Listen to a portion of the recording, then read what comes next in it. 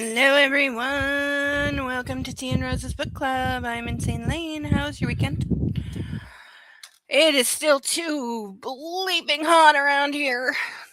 Oh, it's been in the 30s for like 9 days. I'm melting. Even even at like 9 in the morning, it's like 30. That's not okay. Though Bo has been very happy because he quite likes it when it's a billion degrees. He still is sleeping under a winter blanket at night and very happy.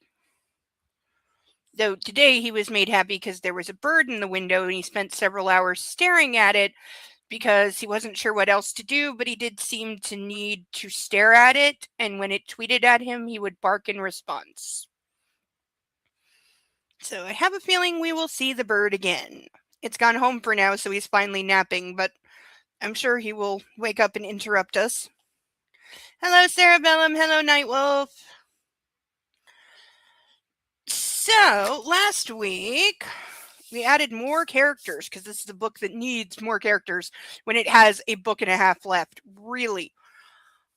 We learned that the father's death was not a self-delete. It was, in fact, dun dun dun, murder. Which, if you didn't see that coming, guy who was definitely too arrogant to self-delete was in massive debt to the point of committing multiple federal crimes and embezzling from his own company to the point of possibly bankrupting it forever. In your neck of the woods, water everywhere? Oh no, are you having floods? Floods are bad. You need to put life jackets on the children?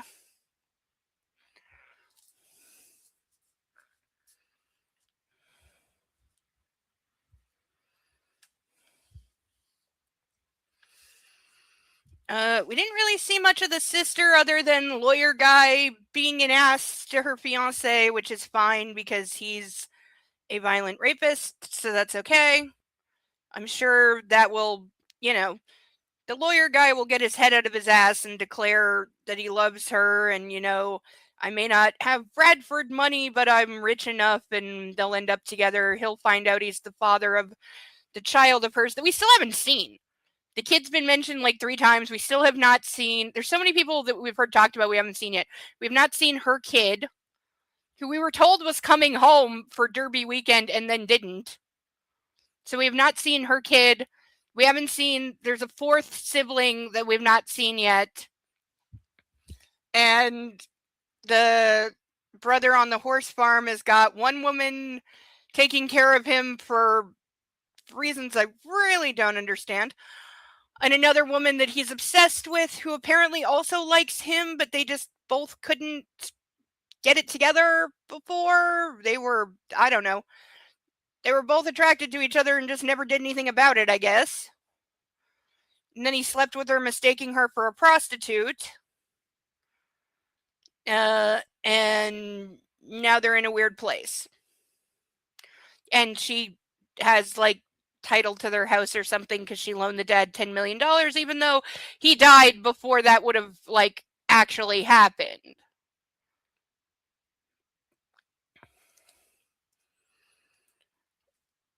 Other than that, we're still uncovering things, which for this point in only a 3-book series. Ugh. I fear a rushed ending. That's what the first one was. The first one was an entirely rushed ending that felt like need to meet a deadline, therefore scribble faster. But we'll see. We're getting into the middle. This is like a 54 chapter book, if I recall. We're on chapter 12. We're on page 93 out of about 420. Oh no, this is a little shorter, about 400. Hello, Sidel! Good to see ya!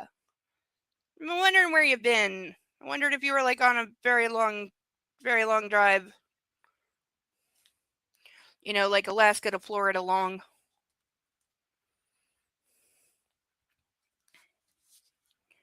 Oh. Alright, so I'll rise for our national anthem and then we shall see where we find ourselves. I'm sure we will learn more about Bourbon.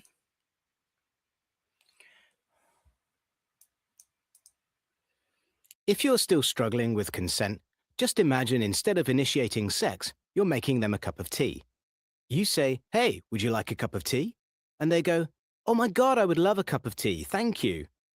Then you know they want a cup of tea. If you say, "Hey, would you like a cup of tea?" And they're like, I'm not really sure," then you can make them a cup of tea, or not, but be aware that they might not drink it. And if they don't drink it, then, and this is the important bit, don't make them drink it. Just because you made it doesn't mean you're entitled to watch them drink it. And if they say, "No thank you," then don't make them tea. At all. Just don't make them tea. Don't make them drink tea. Don't get annoyed at them for not wanting tea. They just don't want tea, okay? They might say, "Yes, please, that's kind of you." And then when the tea arrives, they actually don't want the tea at all. Sure, that's kind of annoying as you've gone to all the effort of making the tea, but they remain under no obligation to drink the tea. They did want tea, now they don't. Some people change their mind in the time it takes to boil the kettle, brew the tea, and add the milk. And it's okay for people to change their mind, and you are still not entitled to watch them drink it. And if they're unconscious, don't make them tea. Unconscious people don't want tea, and they can't answer the question, "Do you want tea?" because they're unconscious. Okay, maybe they were conscious when you asked them if they wanted tea, and they said yes, but in the time it took you to boil the kettle or brew the tea and add the milk, they are now unconscious. You should just put the tea down, make sure the unconscious person is safe, and this is the important part again, don't make them drink the tea. They said yes then, sure, but unconscious people don't want tea. If someone said yes to tea, started drinking it, and then passed out before they'd finished it, don't keep on pouring it down their throat. Take the tea away. Make sure they are safe, because unconscious people don't want tea. Trust me on this. If someone said yes to tea around your house last Saturday, that doesn't mean they want you to make them tea all the time. They don't want you to come around to their place unexpectedly and make them tea and force them to drink it, going, "But you wanted tea last week," or to wake up to find you pouring tea down their throat going, "But you wanted tea last night." If you can understand how completely ludicrous it is to force people to have tea when they don't want tea, and you are able to understand when people don't want tea, then how hard is it to understand when it comes to sex? Whether it's tea or sex, consent is everything. And on that note, I'm going to make myself a cup of tea.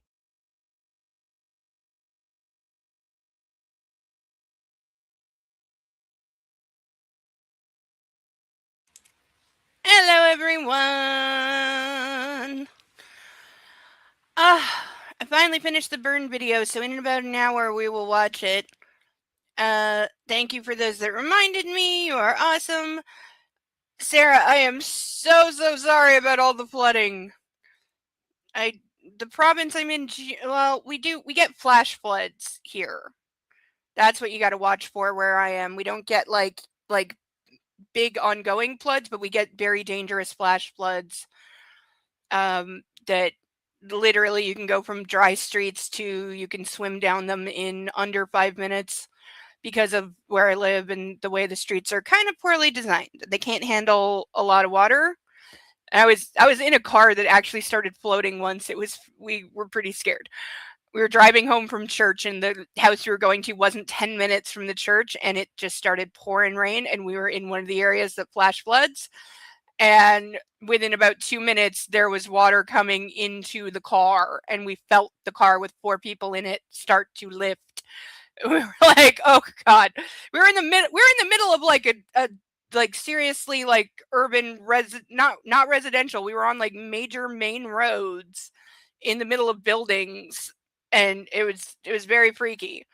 But yeah, there's areas of the city that do that.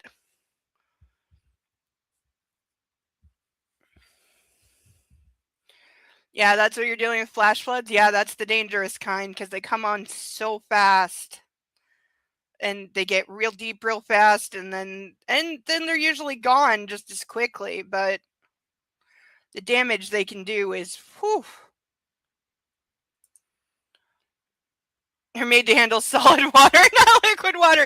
Yeah, in Canada that is a lot of true. That is a lot of true. I-70 washed out. I take it that's a major. I'm going to say that's a major highway because I know the I-series is a series of highways in the States that I know from a CSI episode called I-95. So I know that it's a series of highways. Here we have the highways here are the 400 series in Ontario, called other things in other places. And of course, the Trans-Canada Highway that goes across the country. Not surprised that Florida to Alaska would be about 10 to 11 days. That's a hell of a long trip. I mean, I'm sure it's good money if you're taking something from there to there, or at least I would hope so for that amount of time and effort. Oh, before we start, I have to introduce the ducks. The heat has fried my brain.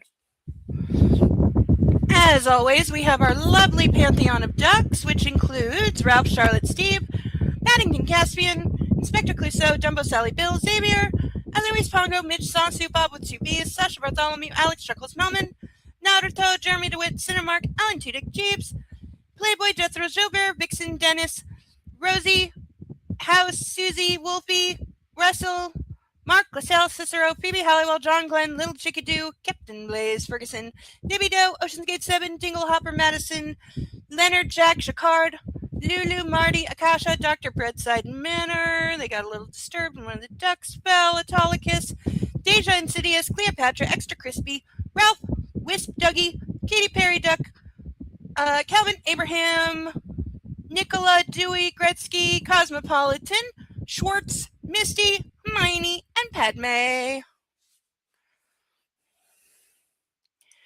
The interstates are the major artery roads for the country, never less than 4 lanes unless there's construction, which there is a lot of, yeah.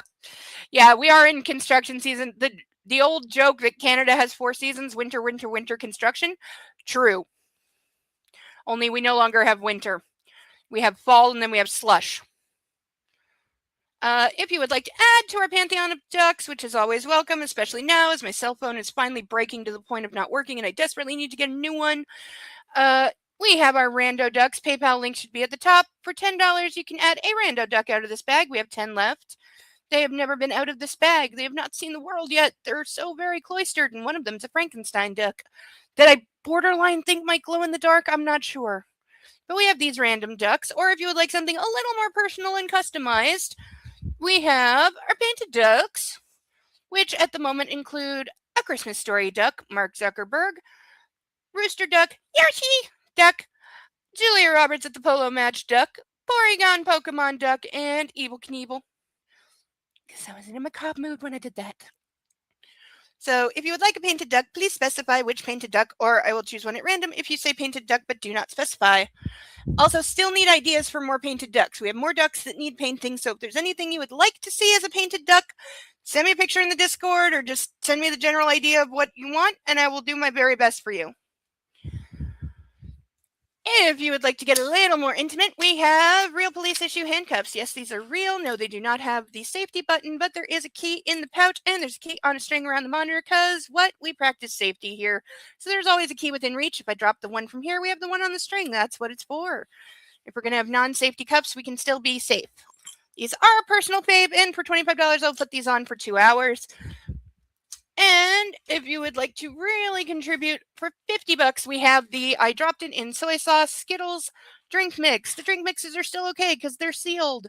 We have 4 flavors: grape, strawberry, orange, and green apple. You can specify a flavor, or if you don't, I will pick one at random and chug it. They're not that bad. They're very sweet. They're very, very sweet and sugary. But they're not as horrible as I thought they were going to be. Still working on getting the sour, what is it? It's not Sour Patch Kids. What is it? Something sour powder. I had a place bookmarked to get it from, and then I went to check on it, and it's gone. It's they don't have it anymore. So I'm still looking for something sour, because I guess we don't sell like the Sour Patch Kids stuff here. It's not available in Canada, which kind of sucks. Evens run east and west, odds run north and south. That's a good system. I mean, at least it helps you know what direction you're going. This would be helpful for me because me and all the women of my family have a negative sense of direction. We have an anti sense of direction. Never ask a woman in my family for directions. You will not get where you're going, ever. My aunt once almost drove to Calgary because she refused to believe she was going the wrong way until she saw the "You are leaving Ontario" signs. Yes, it is Sour Patch. I know you can get the candy Sour Patch, but the powder, the drink mixes, we don't have those, it seems. Yeah, there's a lot of like US only stuff that we can't get here, which I don't really understand, you know. A lot of it though is when it comes to food though, a lot of it is cuz we have different safety like standards and import requirements on food, so I think that gets a lot of products right there. You know, it's like in Europe where Subway can't call their bread bread. They have to call it cake because it has so much sugar in it.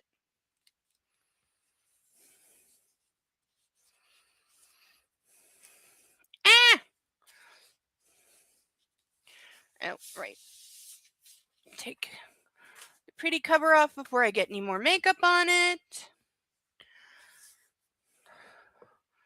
All right, so we are on chapter 12. Ontario is behind Alberta. What? I'm not sure what you're saying.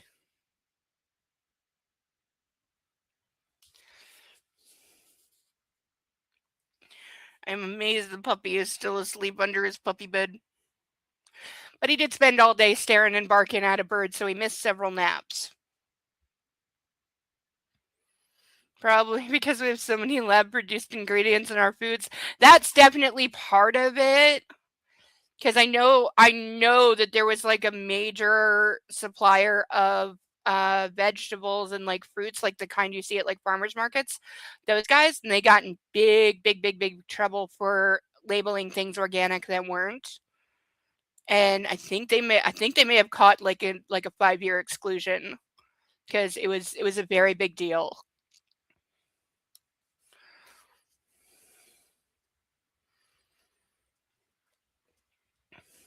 Okay, so we found a body part on the estate. Several people saw it. So we have scandal on top of scandal. We got told that the embezzlement was way worse than we thought, and you should call the FBI because criminal. And we've probably seen the last of the former roommate accountant guy.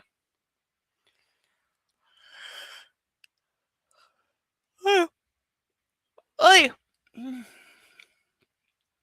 You have any questions for me? As Mac put the inquiry out there, he sat back in his office chair and looked at his interviewee's ring finger again.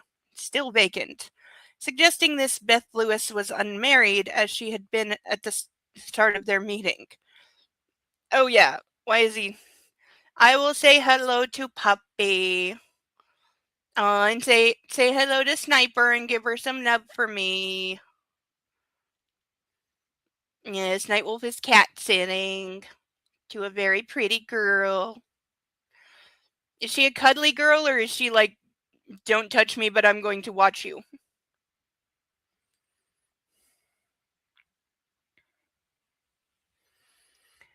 Yeah, wow. Way to be professional, McAllen. Oh, yeah, the distiller's getting a love interest because we really needed another one? Like, what? Are you going to need me to stay late frequently? Beth put her palms out. I mean, the candidate. Will the candidate have to? And it's not because I'm afraid of working, but I take care of my mother and I'll need to get coverage for her after 5. I can arrange it, I just need a little notice. I'm so sorry to hear, that anyone is. He wasn't sure about HR policy, but he was certain he couldn't ask her too much about her personally. That your mother, she was in a car accident 2 years ago. She was on life support for months and she has a lot of cognitive challenges now. I moved into her house to take care of her and we make it work. But I need a job to support us and you're hired.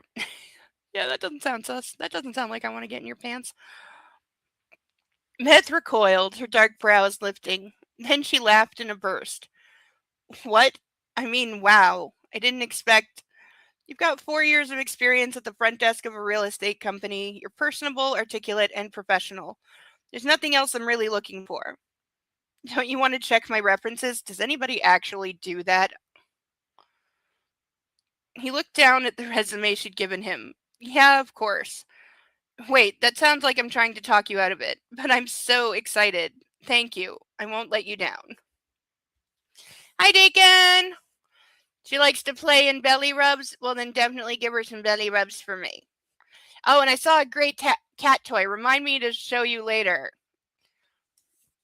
That might make her a happy girl. And I'm once again working on Project Kitten. I got delayed when the litter box I ordered months ago didn't arrive, and it short-circuited my autism, so I didn't know what to do. But now I am returning to Project. I have ordered another litter box. Walmart finally gave me my money back, so I got another litter box on its way. The only problem with ordering like the literal cheapest thing costs like $4 is that it's going to take 2-3 weeks to come. So once it gets here, which it better get here, I will curse all the gods there be if I have a second litter box go missing in the mail. But it should get here in 2-3 weeks.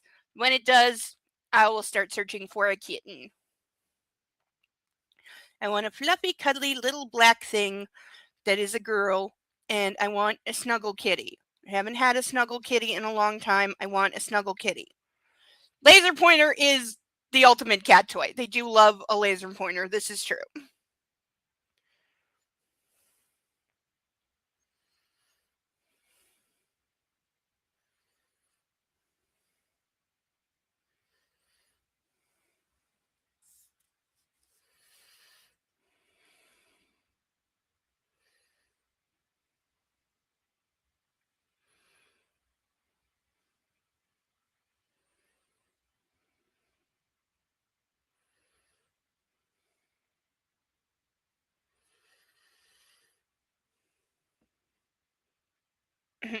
Oh, you have the fishing rod thing for Butters? Does it have feathers on it? Yeah, I find tying one of those to a doorknob, so the feathers are like just off the ground, that can be a lot of fun for them when you're gone.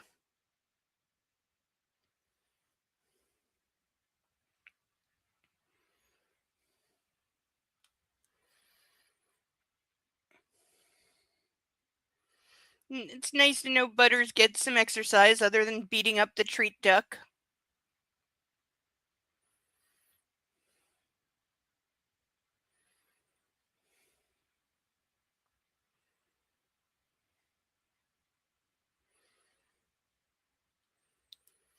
As she got to her feet, he did the same, and he forced his eyes to stay on hers, because left to their own devices, they were liable to go on a walkabout heading south. Because every guy in this has to.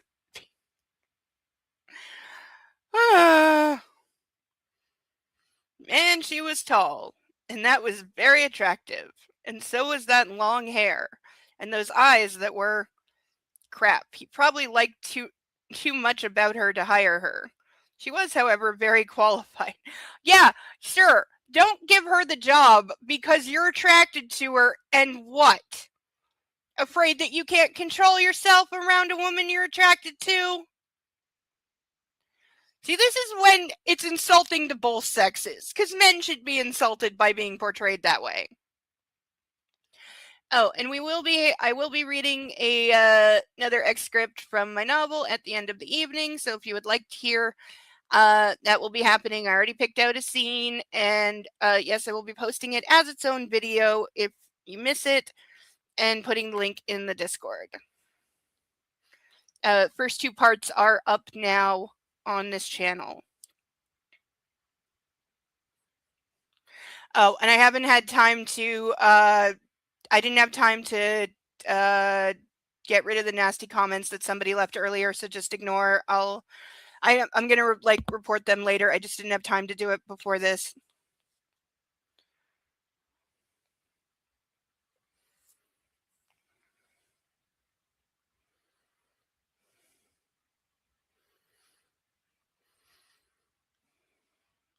Extending his hand across the desk, he said, "Welcome to the party." She held on to his palm. "Thank you," she breathed. "You will not regret it." God, he hoped that was true. He was single. She might be single. They were both adults. But yeah, it was probably not a great idea to add employer-employee sexual relationship to that mix. "I'll walk you out." Leading the way over to his office door and then across the reception area, he opened the exit wide for her. "Can you start tomorrow?" "Yes, I can." "Good."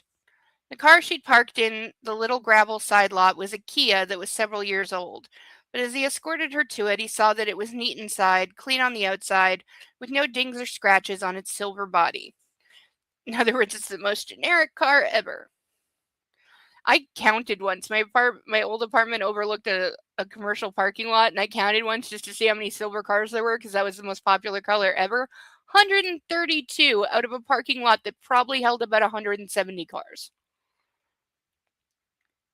HR nightmare about to happen. Yeah. Do we think does this company have HR? Because I know your company has to be like, you have to have like X number of employees before you have to employ somebody for HR purposes.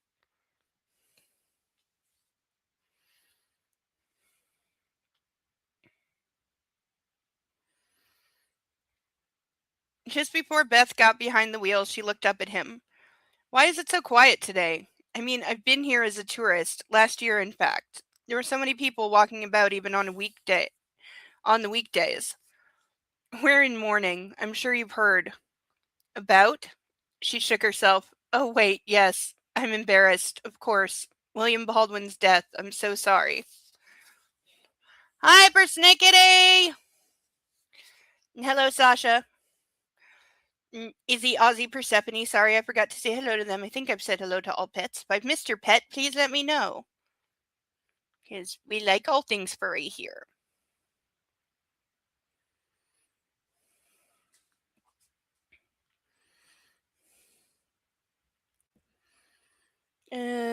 As am I. I'll see you tomorrow morning at 9.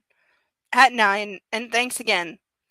Mac wanted to watch her drive off, but that was a date move, not an "I just hired you and I'm not a creeper" one.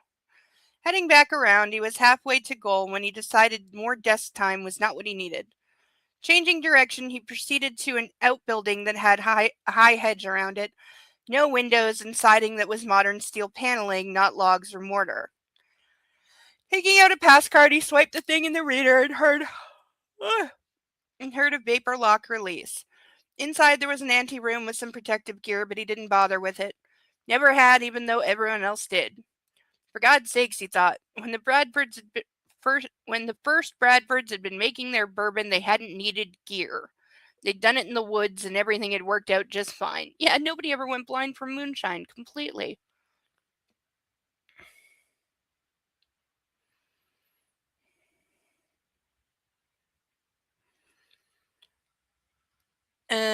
A second glass door also let out a hiss, and the shallow room beyond was a laboratory like something you'd find at the Centers for Disease Control.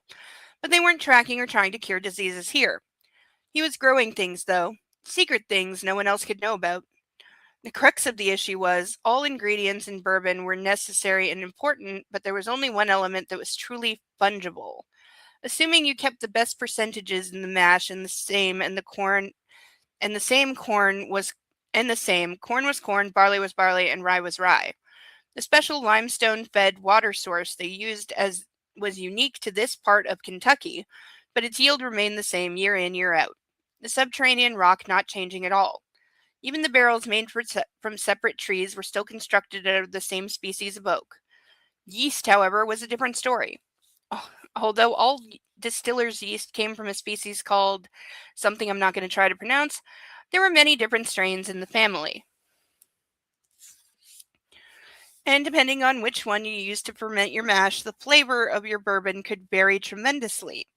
Yes, ethanol was always a byproduct of the metabolic process, but there were countless other compounds released as the sugars in the mash were consumed by the yeast. Call it alchemy, call it magic, call it the touch of angels, depending on what strain you used. Your product could range from the good to the spectacular to the downright epic. I'm putting like 3 marks on learning to make bourbon.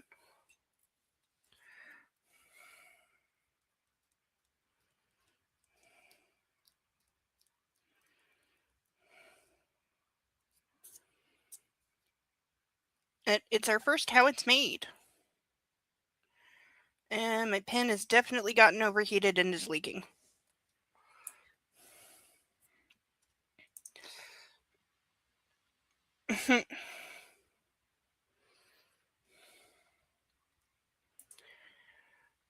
There's a minimum number of times they have to remind us the company's 250 years old. Also, no shit. They don't do it in the same way as 1776. I know, right? Things have changed just a little bit.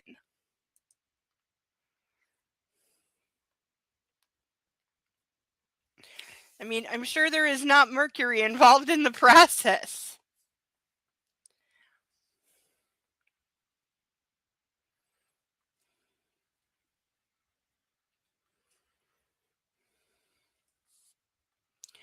The BBC had been using the same strains in its number 15 Family Reserve, Black Mountain, and Bradford 1 brands forever. But sometimes change wasn't a bad thing.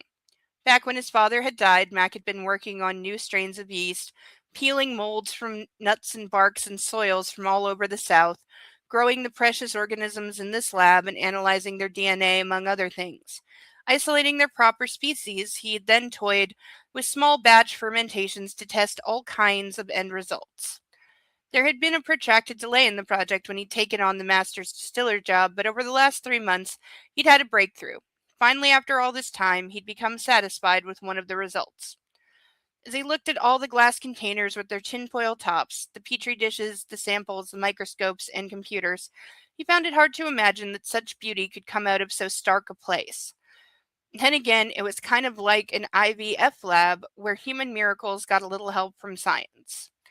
Mac went over to the counter and stood in front of his baby, the one bottle of the first new strain that was going to be introduced into a Bradford bourbon fermentation process in 200 years. It was that good, that special, yielding an unparalleled smoothness with absolutely no sulfur overtones to the taste. And no one else, no other maker of bourbon, had claimed it yet. So is this going to be the thing that saves the company? He's invented a brand new, like, super duper excellent bourbon that's gonna, like, make hella cash and save everything? Is that where this is going? He was going to patent this stuff. This was the other reason the BBC couldn't fail now. Yes, he did. They did just compare making booze to the struggles of IVF. Yes, they did. Kind of reminded of when Homer Simpson had a brewery. Yes! Nightwolf, I have no doubt you can.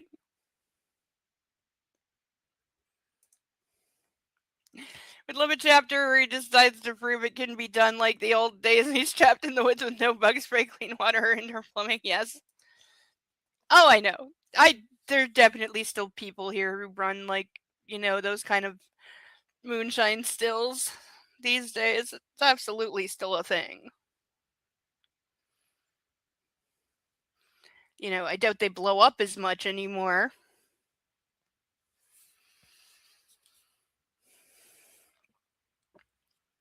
The damn company had to stay alive long enough to get this on the market. His little yeast discovery was going to change everything. Ugh. You need to eat. It was past 5 o'clock by the time the police left, and Lane's first thought as he walked into Easterly's kitchen was more that he needed a drink. Miss Aurora, however, had other ideas. Deacon, I'm sure we both know some people. As she set her strong body in his path and her black eyes glared up at him, he regressed to it in an instant back to being a 5-year-old. And it was funny. She looked exactly the same as she always had. Her hair braided tight to her head, her U of C red apron tied at the waist around her loose chef's whites, her take charge attitude nothing to trifle with.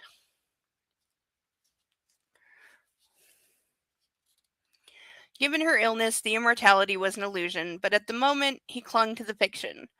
And when she routed him into the staff hallway, he didn't fight her.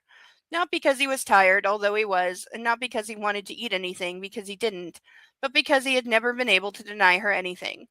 She was a law of physics in the world, as undeniable as the gravity that had pulled him off that bridge. It was hard to believe she was dying. Unlike the formal family dining and breakfast rooms, the staff break room was nothing but white walls, a pine table that sat 12, and a wooden floor. It did have a couple windows that looked out over a dark corner of the garden, although those glass panes were more to preserve the symmetry of the mansion's rear exterior than out of any concern for the viewing pleasure of the people who ate there. The tone deafness of a billionaire comparing brewing bourbon to infertility is the most realistic, believable thing I've heard in any of these books. Yeah. Brown sugar and pumpkin and a candle. I can make some of the strongest alcohol. That's not a good thing. It sounds like a Christmas Lifetime movie, but with liquor. Hey, it might still be a Lifetime movie. They currently own the rights. And they only got them at the beginning of the year because the 10-year option NBC purchased expired.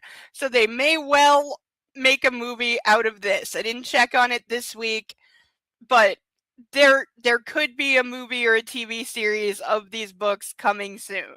It's possible. Because the rights just transferred. So.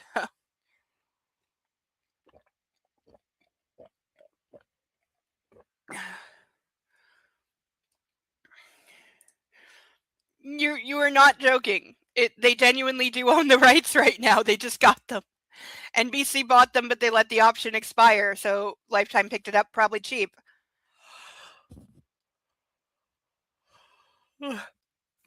It's got an IMDb page. And I assume that any movie plans to make The Mister, which that's also got to be expiring soon. Probably not for another 2-3 years because they bought the rights in 2020, I believe.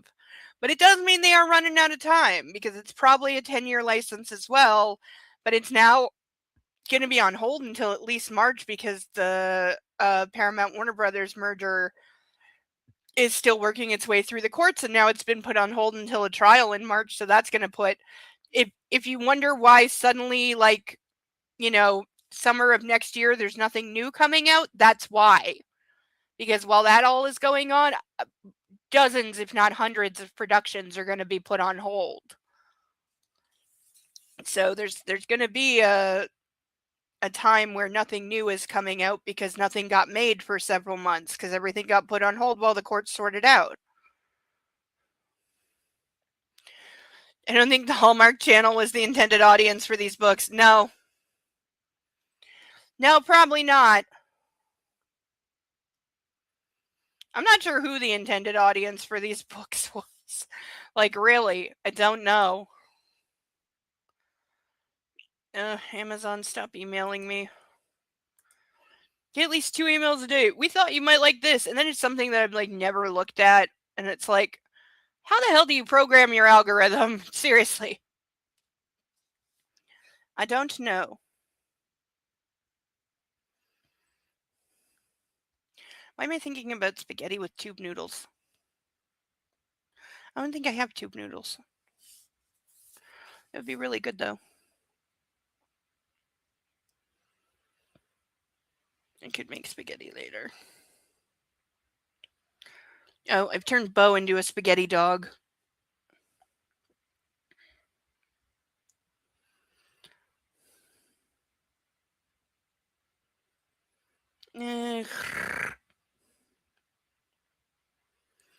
Not really hungry, he said to her back as she left him to seat himself. A minute later, the plate that landed in front of him had about 2,000 calories of soul food on it. And as he breathed deep, he thought, Miss Aurora might be right. Lizzie sat down next to him with her own plate. This looks amazing, Miss Aurora. His mama took her place at the head of the table. There's seconds on my stove. Fried chicken done in an iron skillet, collard greens, real cornbread, Hoppin' John, and okra. What the hell is Hoppin' John? And it's its own thing. Hoppin' John. If you are from the South and you know what this is, please tell me.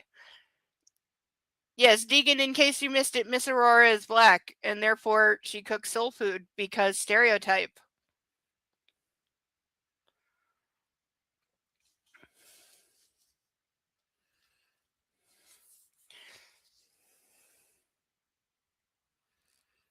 And what do you know? After the first bite, he was starving. And then there was a long period of silence as he hoovered forkloads of the food he'd been raised on into his mouth. When his phone rang, it was like an electric shock nailing him in the ass. Then again, lately that ringing sound was like a tornado siren going off. Nothing but bad news, with the only question being what was in the path of destruction. As he answered, Deputy Ramsey's ocean deep drawl came over the connection. You should have the remains in about 48 hours at the latest. Even with what was found, the medical examiner has done what she needs to. Thank you. Anything surprising in the preliminary report? They were going to sneak me a copy. As soon as I know anything, I'll be in touch. Why would you need. You're the investigating detective. You don't need to. Black eyed pea with ham hock and rice? No, I have to send you a recipe. Nightwolf, if you have a recipe for something called Hoppin' John, I would like to see it just to prove that it's real.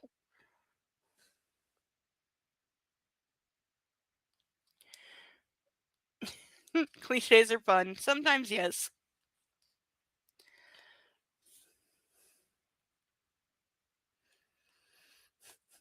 You confirmed it with your mom, Deacon. I get the feeling she would know. And probably rolled her eyes that you didn't, right?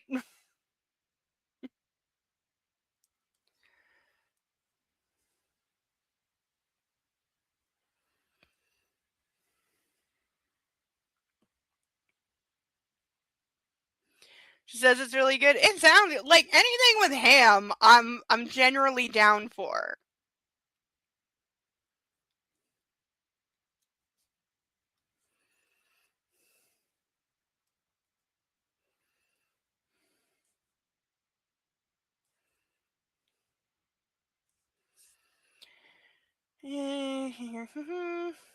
Nightwolf confirming it's really good.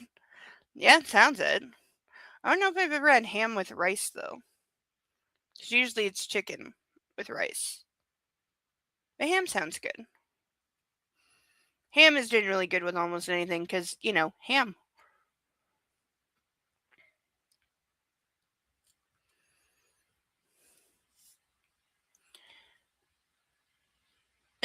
Homicide left about a half hour ago. They think someone murdered my father, don't they? The detectives wouldn't give me anything to go on, but I mean, it was my father's fucking ring. As Miss Aurora cleared her throat sharply, he winced. Sorry, ma'am. What? Ramsey said. My mama's here. Ramsey let out an uh-huh, as if he knew exactly what was up with dropping the F-bomb in front of Miss Aurora Toms. I mean, Detective Miramac said he was going to be interviewing people. How long until they have an idea of what happened? No telling. There was a pause. Do you know of anyone who might have killed him? Yes. No. Not even any suspicions? You sound like that detective. Well, most people get murdered for a reason. Sorry, occupational hazard. So you're so are you aware of anybody who had a motive?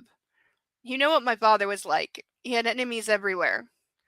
It's pretty personal though, cutting off that ring, burying it in front of the house. Under his mother's bedroom window, no less, but Lane wasn't going to go into that. There were plenty of business people who hated him too. God, that sounded defensive. And he owed people money, Mitch. Big money. So why didn't they keep the ring and hawk it? A lot of gold. This is a fair point. Also, dead people can't pay up. Lane opened his mouth and then shut it. I think we're getting off track. I'm not so sure about that. What's that supposed to mean? Let's just say I've got protected member let's just say that I've protected members of your family before and nothing's going to change that.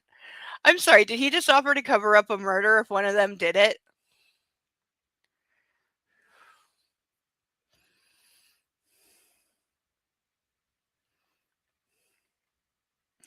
You're not a fan of ham?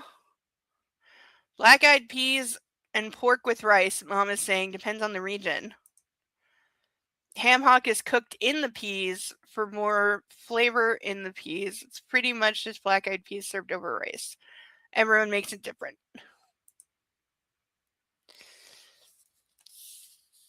So it's one of those things that, like, I'm guessing, like, every family has their own way to do it, like cornbread.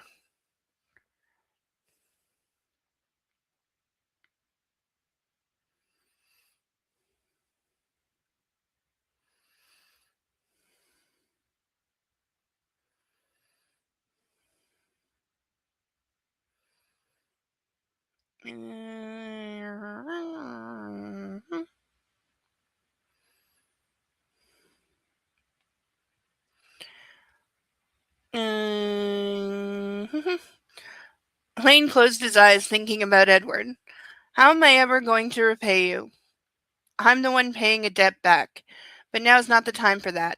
And there's another reason I called. Rosalinda Freeman's remains were picked up today.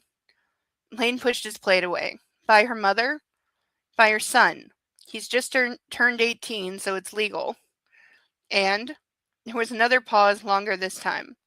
I was there when he came in. Have you seen him? I'm not sure I was even aware she had a kid. His photograph's going to be on the front page tomorrow. Why? I mean, other than the fact that his mother committed suicide right before my father's body was found. We don't know. By the way, it was never confirmed that that was a suicide. We don't know that. Yeah, I'm going to send you a picture after we hang up. I'll call you later. Let me guess, the kid's going to look exactly like the father because it's his kid. As Lane ended the connection, he looked across at Miss Aurora. You know Mitch Ramsey, don't you? I do, yes, all his life. And if he wants to tell you why, he will. That's his business, not mine. Okay, so we have a secret something that somebody covered up in the past. Because, you know, every good story's got to have one of those.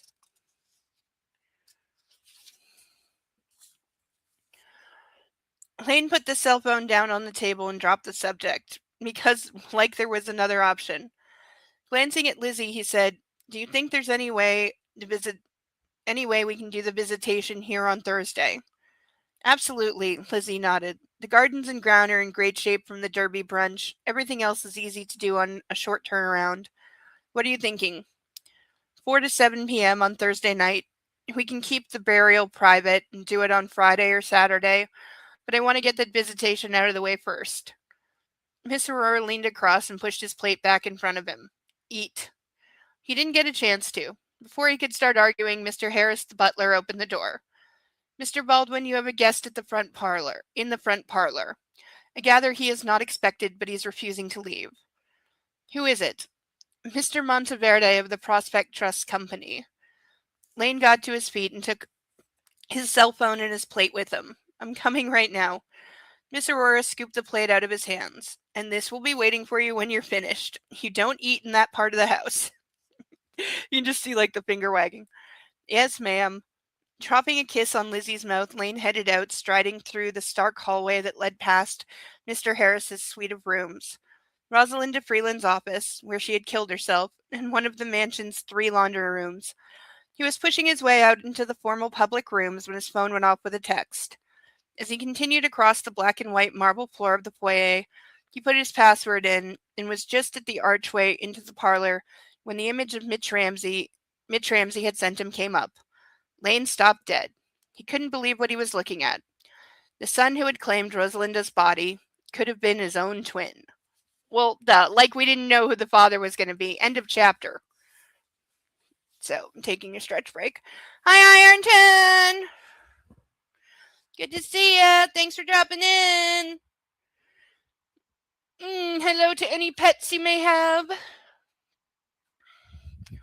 My own fur baby is still under his blankie and his puppy bed, being very happy and warm. He's so sleepy. But hey, you spend 5 hours staring at and barking at a bird and see how tired you get. Then he had to spend about another hour telling me about the staring at and barking at the bird.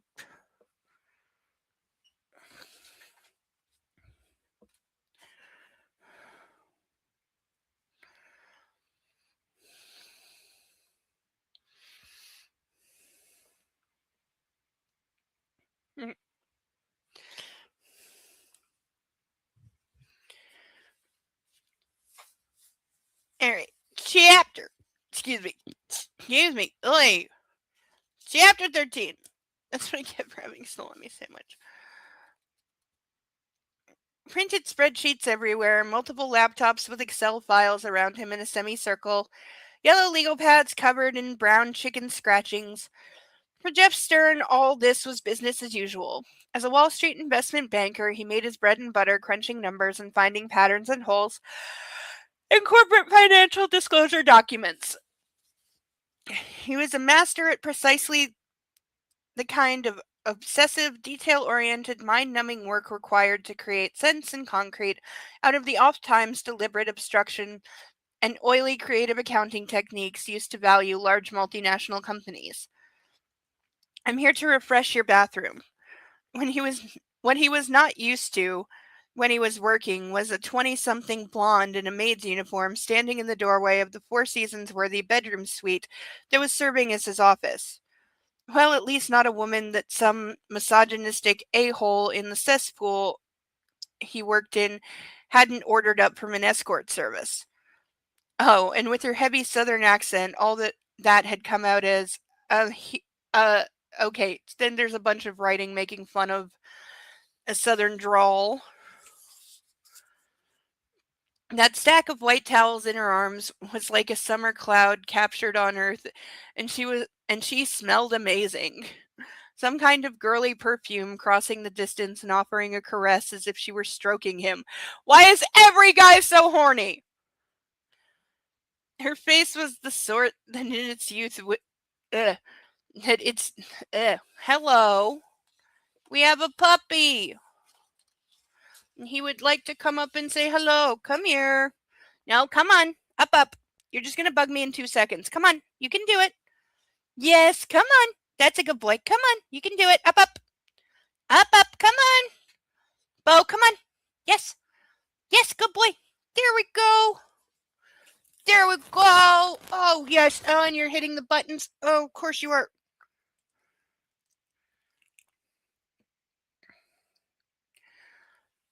Hello, it's a puppy. Yes. Yes, have you figured out what you're going to do about the bird? Yeah, he's not quite sure what he's supposed to do. Yes. But you barked at it, didn't you? You barked your best barking. Yes, you did. You watched it. You watched it and watched it. He's falling asleep. Yep, you were just one very sleepy little dog. You had a very busy day, didn't you? Yes, you had such a busy day watching the birdie. Yes. You had to keep watching it. Because it's required. It's a guy thing to rate how attractive every woman that comes near you is and decide in your head if she's bangable. No. Steve says Alan and his dragons like you. He would love your dragons because they're nice and warm, so he'd love to snuggle with them. Yes, he's a little fella. Yes, he was being a little wolf today, chasing the bird around. Yeah. But if I opened the door to let him on the balcony while the bird was there, he wouldn't go because he wouldn't know what to do. Of course, I'm sure the bird is just teasing him because it knows there's a window between it and him. Which is why I suspect the bird may return. Do you think it's going to come back? Or do you think you chased it away? Were you telling it to come inside and play with you or to go away? I couldn't really tell from the tone of his bark. Sometimes I can tell because he has a you get away from me bark when he doesn't like something. Oh, we have, wow. Oh, wow. Oh, Sethel, thank you so much. Thank you.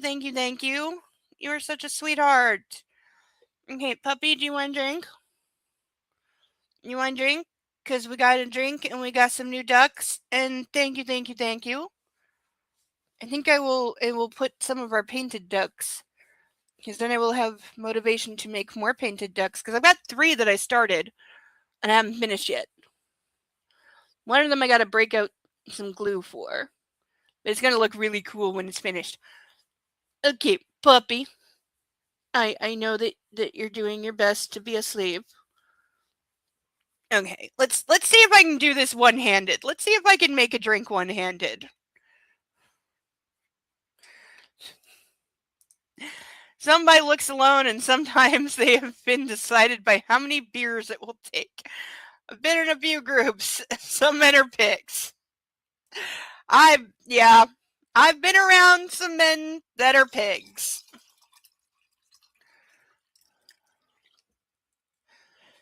Okay. Let's see. You know what? I'm going to pick a flavor at random. Okay, so closing my eyes. These are all mixed up. I know. Puppy, what are you sniffing? I don't even have anything that smells like anything yet. It's just water. We're doing this one. What is it? It's grape. Do you want some Skittles? Do you want some of this? I don't. His tail is wagging as he's sniffing it. There's no way this is good for you. I'm sorry. But sugar and food coloring cannot be good for Puppy. I'm sorry. I love how interested he suddenly is.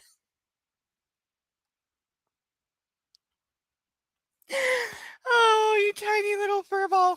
Good night, Deacon. Love a puppy or love a kitty for me. Okay, scratch, scratch, scratch. Okay. Oh, what a good baby dog. You're such a good baby dog, aren't you? Good baby doggy. Yes, you are. You're a good baby doggy. You're a good baby doggy. Baby doggy. Okay, I've still got you. I've still got you. Okay, yes, okay. Scissors. Bleh. I know. I know. He just wants everything. All right. We'll do the high port.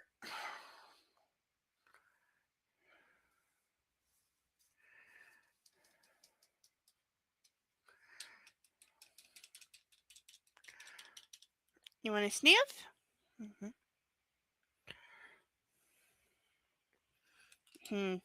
Not for you, huh? That's okay.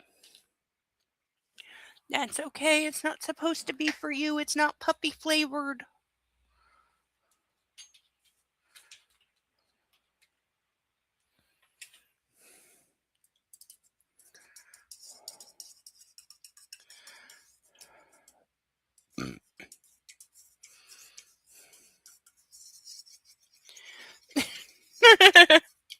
Yeah, he smells it all right. I can smell it. The grape is.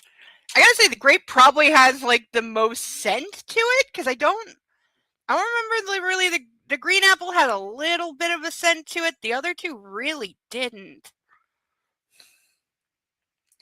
Probably smells like powdered diabetes to him. This is true.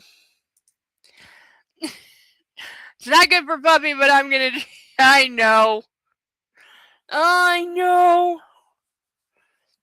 Oh, I know. You're so sweet. Look at you. Look at this. Look at how sweet this is. Look at how sweet this dog is. Isn't he just the best baby doggy ever in the history of doggies? Okay. I'm going to put you down because otherwise, when I'm trying to chug that, you're definitely going to try to drink it and make me spill it all over myself. So, say goodbye, Popeye. You know, I agree. This is the only time I ever drink like juicy, powdery stuff. I'm still learning how to make coffee though, because the other day I did something wrong and it tasted really bad. Puppy will be back, I'm sure. Yes, I'm sure you'll come back, won't you? Yes. Yes, okay. You can help me pick a duck, okay? Okay? Yeah. Aren't you sweet? Okay. Bye. Mwah. He says thank you for helping Mommy get her new cell phone. That hopefully will arrive before my phone actually kicks the bucket. Yes, you're a good boy. Tail. Good boy. Oh, this did not mix very well.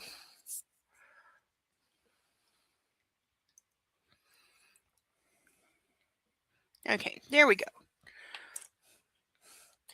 All right. As always, how does it go? Here's to us. Here's to love. Here's to all the times that we fucked up.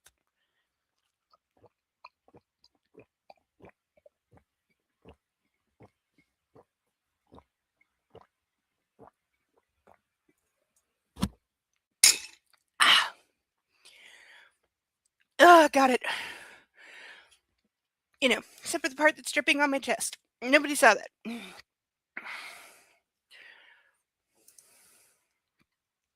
Hot and wet coffee. That is. I think I got the water to coffee grounds ratio wrong.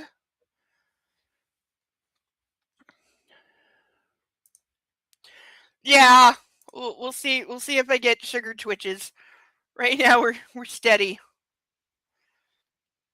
Oh, but I have learned to do this because there's always a couple drops in the bottom and they get really concentrated. So add a couple drops, swirl, and drink so that they don't kill me later. Okay, even that was.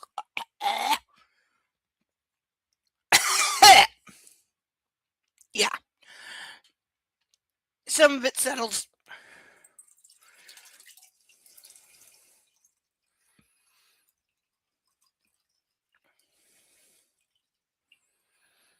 All right. Got actual water. I have sugar on my face. Now my face is going to be sticky, but that's okay. I didn't spill any on my desk, so I'm good. Because the worst is when you spill something sticky on your desk and you don't know about it until you put something on top of it, and then it's stuck there. That is always the worst.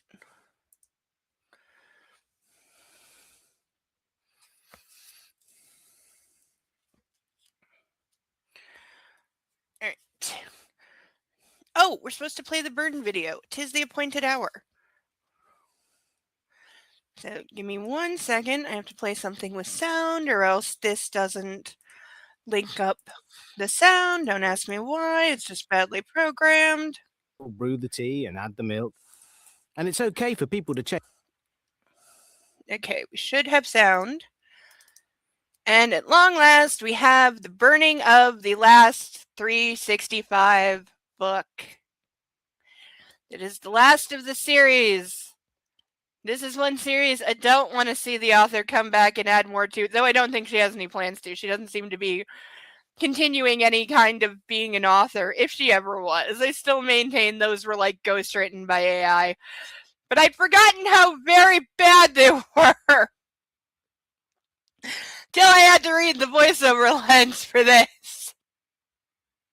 I kept it short.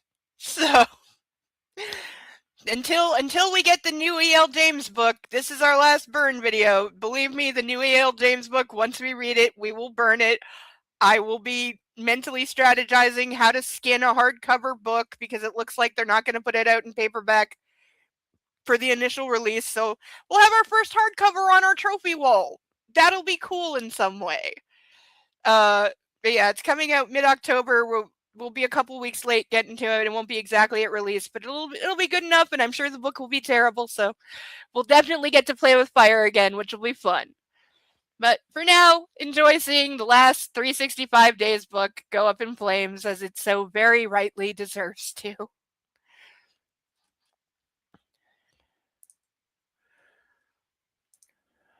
Lara, I will administer some sedatives now. It is required. Massimo's hate-filled glare pinned me into place. I just don't want you to have enemies. It always leads to me being hurt.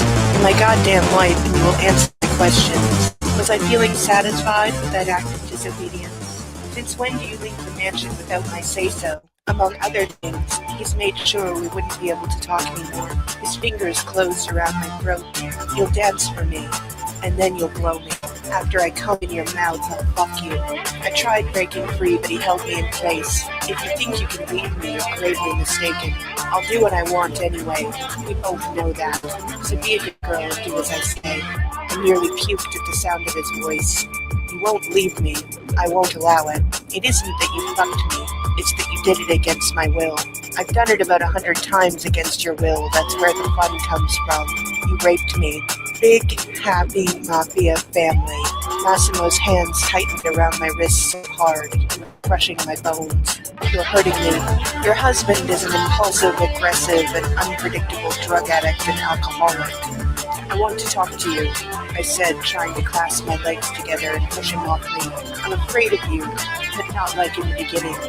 Now I'm scared. Fear turns you on. I know it. His arm shot out, fingers tightening around my throat.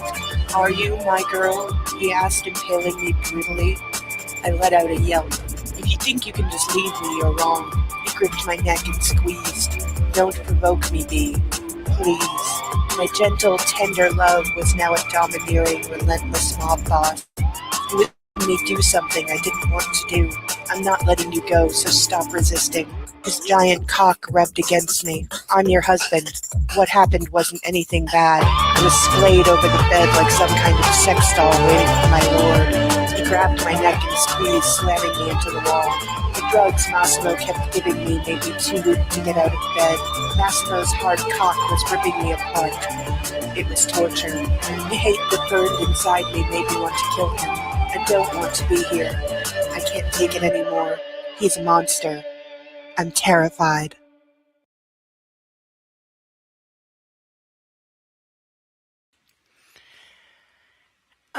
Good riddance.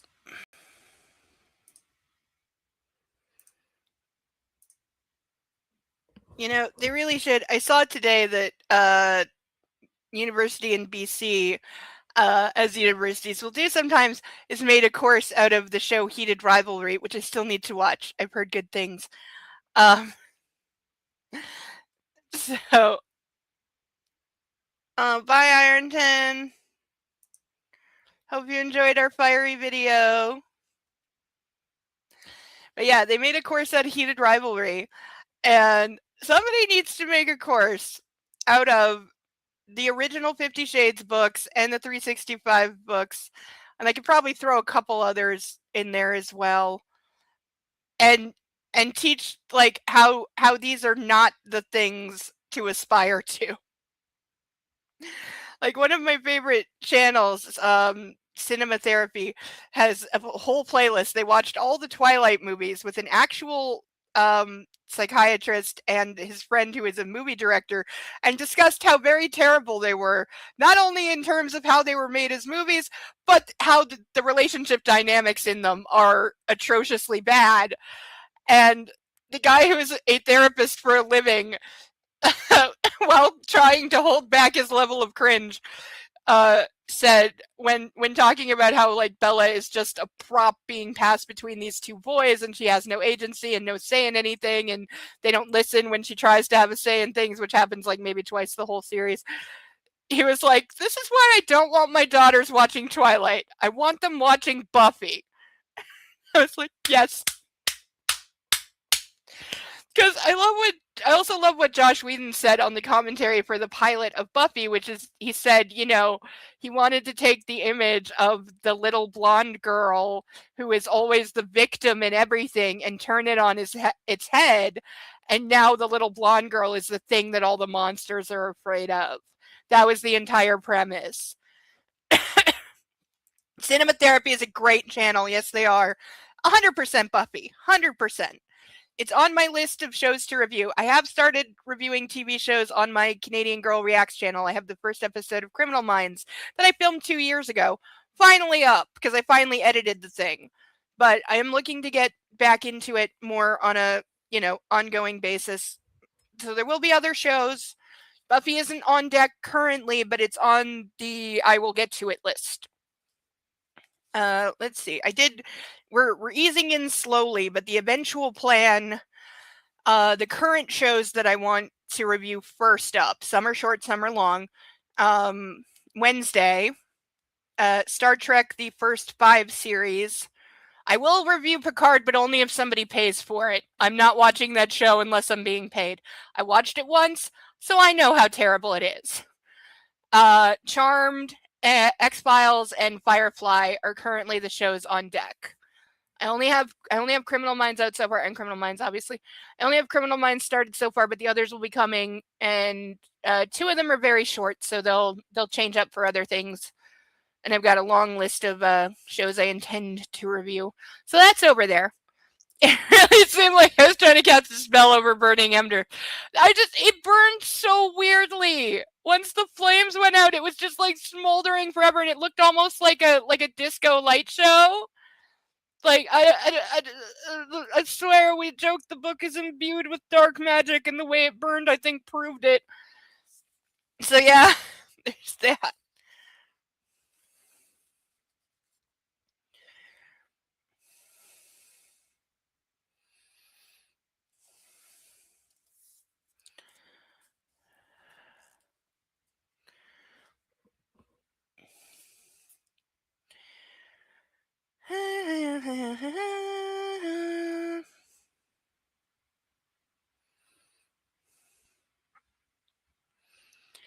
As if she were stroking him.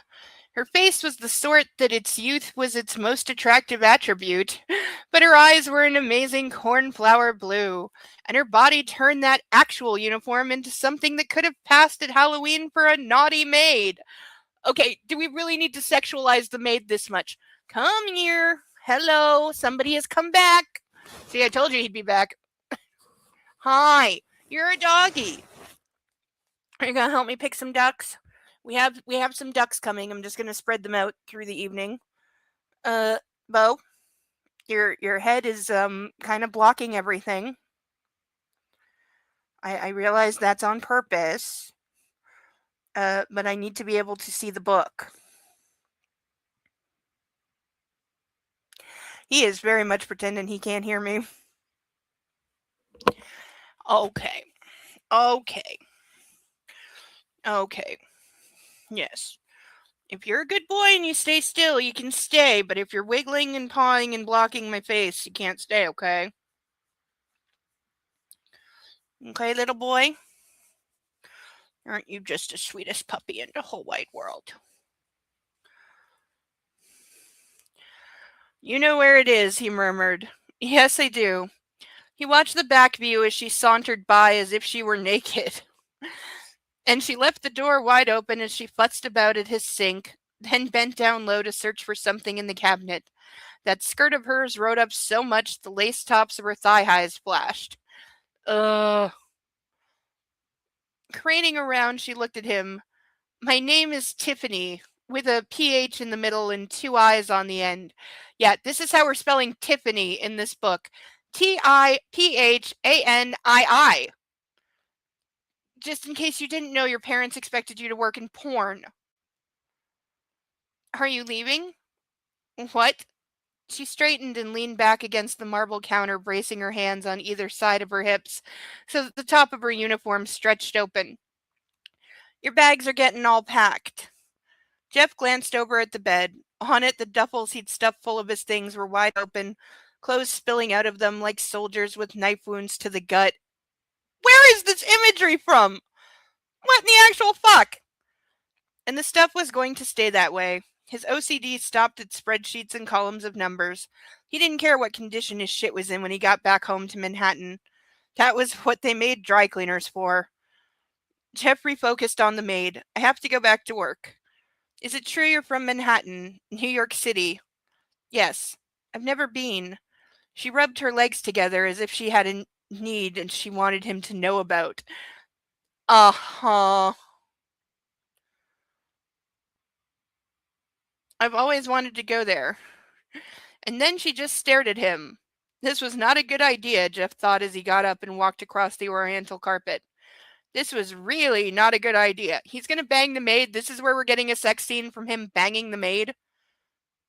I have a few members of my family that might call your book burning videos witchcraft with how its words being chanted over burning ash. They would fritz seeing that.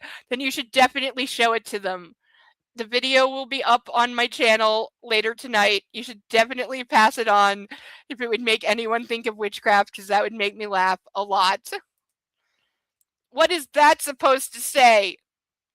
Sarah? Is that tragedy? Is it a really weird spelling for tragedy? Yeah, why knife wound? I don't know. I don't know, because she was watching something with that on TV while writing this. I have no idea. It's very, very weird imagery.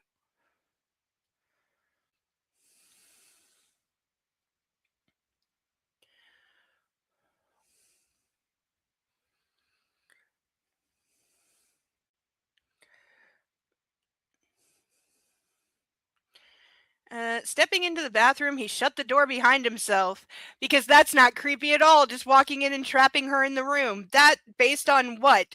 Your perception that she was flirting with you by rubbing her legs together?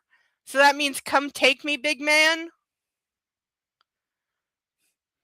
It's a subreddit that makes fun of alternate name spellings. Oh.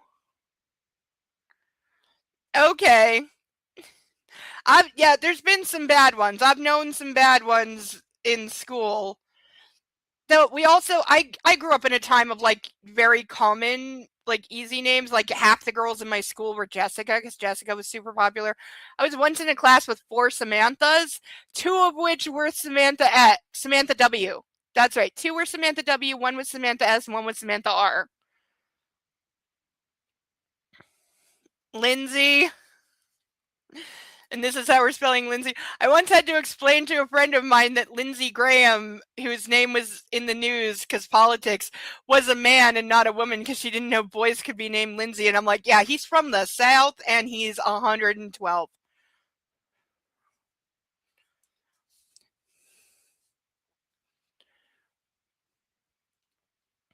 Like, there's a lot of girls' names that were originally boy names. Ashley, for one.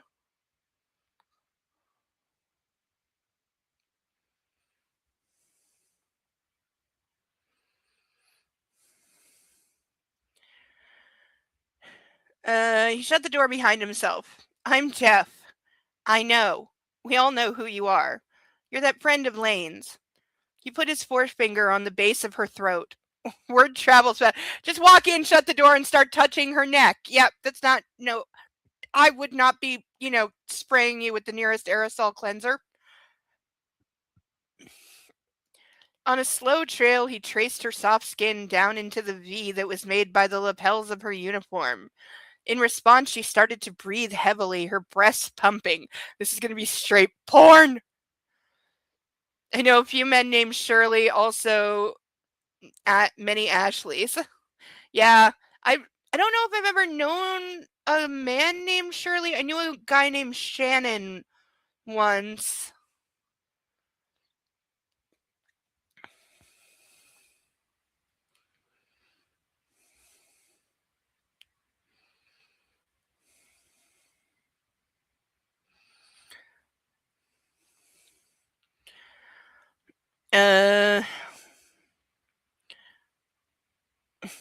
I'm here to take care of you, she whispered. Is she secretly a whore? Are you?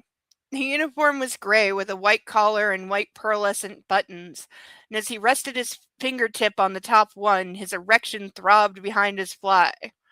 It had been a brutal 72 hours of nothing but number-crunching headaches and bad news. This very clear offer was like rain falling on parched earth as far as he was concerned. Yes, because we all know men will die if they go a week without sex. I haven't had sex with another person. I had to think about it because there was a reason I was thinking about it and doing the math the other day.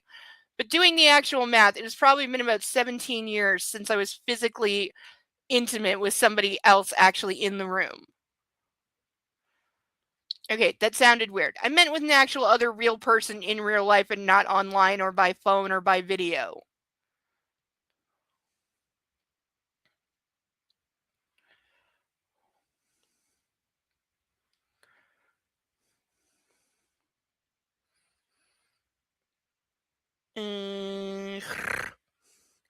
Jeff undid the first button, the second, the third. Her bra was black, just like the thigh highs. Bending down, he kissed her neck, and as she arched back, he slipped his arm around her waist. Condom. He needed a condom. Hey, book that knows condoms exist! That's a +1! And knowing Lane's old reputation, there had to be one around here. Sure, because why wouldn't there just be condoms in the nightstand of every room in the 250-year-old mansion? As he pulled the top of the uniform wide and released the front clasp of her bra. Yeah, front clasp bra means you want to get some. This is the only time to tolerate a front clasp bra. And you know your partner is incompetent when it comes to taking it off behind your back. Her tight nipples were exposed, and oh yeah, they were perfect. And at the same time, he looked around her and opened the first of the drawers. Good job, he thought as he found a 3-pack of bright blue foiled Trojans. Check the expiration date. Next thing he knew, he had them made naked except for the thigh highs. She was magnificent. All real breasts and good hips, supple thighs and sweet flesh. He stayed clothed and slipped one of the condoms on without losing a beat. Tiffany, with 2 eyes at the end, knew exactly how to wrap her legs around and lock her ankles behind his hips. And oh yeah, the sound she made in his ear, she's definitely a hooker. Planting one palm next to the antique mirror on the wall and holding her waist with the other, he started thrusting. As she grabbed onto his shoulders, he closed his eyes. It was so damn good, even though this was anonymous and obviously the result of his foreigner status making him seem exotic. Because somebody from New York is a foreigner in Kentucky? Okay, anybody watching this from the South, you should be offended by that. Sometimes, though, you had to take advantage of what crossed your path. She found her release before he did, or at least she put on a show as if she did. He wasn't sure and wasn't bothered if it was an act. His orgasm was for real, though, powerful and racking. A reminder that, at least for him, flesh and blood was better than the alternative every time. When he finished, Tiffany snuggled up to his chest and he caught his breath. She whispered into his ear. That was good. Yes, it was, he thought as he pulled out. Then let's do it again, he groaned as he picked her up and headed for the bed.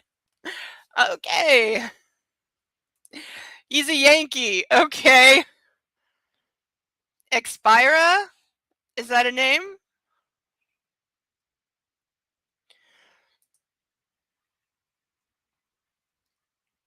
Carol. Okay, I didn't know that could be a boy's name. Getting cookie jar condoms vibe. Yes! Still, North versus South is still a thing. There's a Yankee and that damn Yankee. Okay.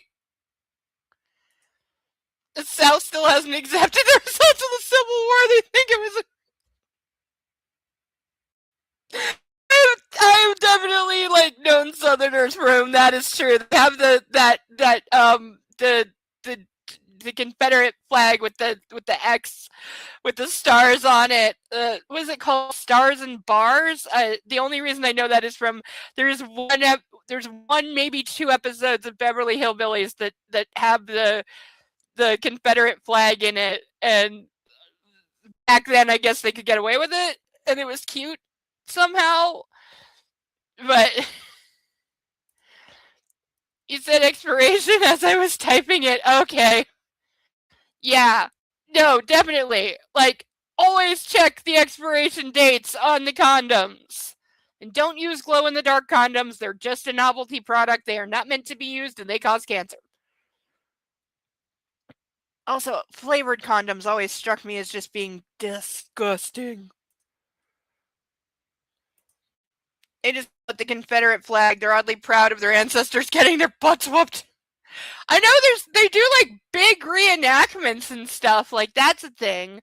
People spend whole weekends sitting in a field pretending to be soldiers 200 years ago and like actual like musket guns that take 3 minutes to load and all that and can't hit the broadside of a barn.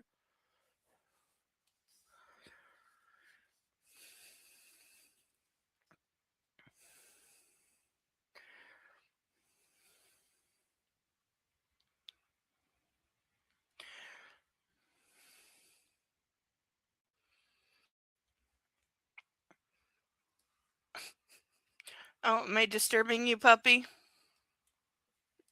You still down here?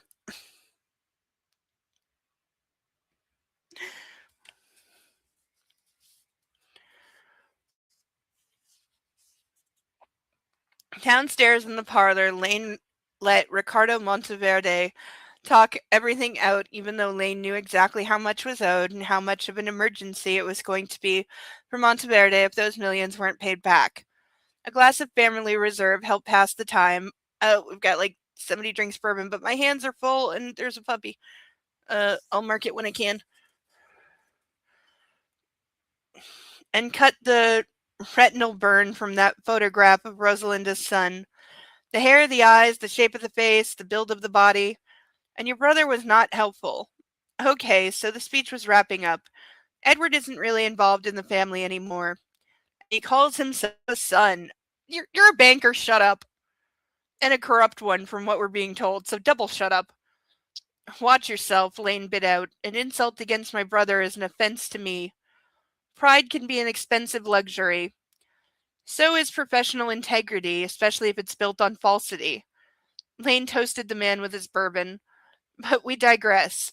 I haven't been back here for 2 years, and there's a lot to wrestle with in light of my father's unfortunate demise. There was a pause, during which Monteverde was clearly calibrating his approach. When the man finally spoke again, his voice was both smooth and aggressive at the same time. You must understand that this loan has to be paid back now. Funny, there had been 2 weeks only a week ago. Guess the Prospect Trust Board had gotten wind of something, or somebody had caught the trail of the loan. Lane had wondered how the guy had managed to make the deal without getting caught. The will be probated, Lane said, and I don't have access to any of the family accounts except my own, as I have no power of attorney for my mother, and my father named his personal attorney, Babcock Jefferson, as his executor.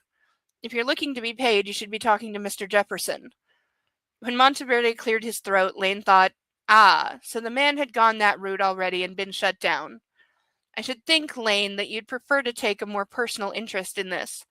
And why is that? You have enough to keep out of the press as it is. My father's death is already on the news. That's not to which I refer. Lane smiled as he got up, heading back to the bar set up on its brass cart. Tell me something. How are you going to release the information that my family is broke and not send yourself up the river? He glanced over his shoulder. I mean, let's get it all out in the open, shall we? You're threatening me with some kind of reveal, and even if it's an anonymous tip on your part, how exactly is that going to play out for you when your board learns about this loan that you and my father thought up together? We're not a good bet right now, and you must have known that going into the loan. You have access to all the trust information. You knew damn well how much was and was not in those accounts of ours. Well, I would think you'd want to spare your mother the ignominy of... The puppy is twitching.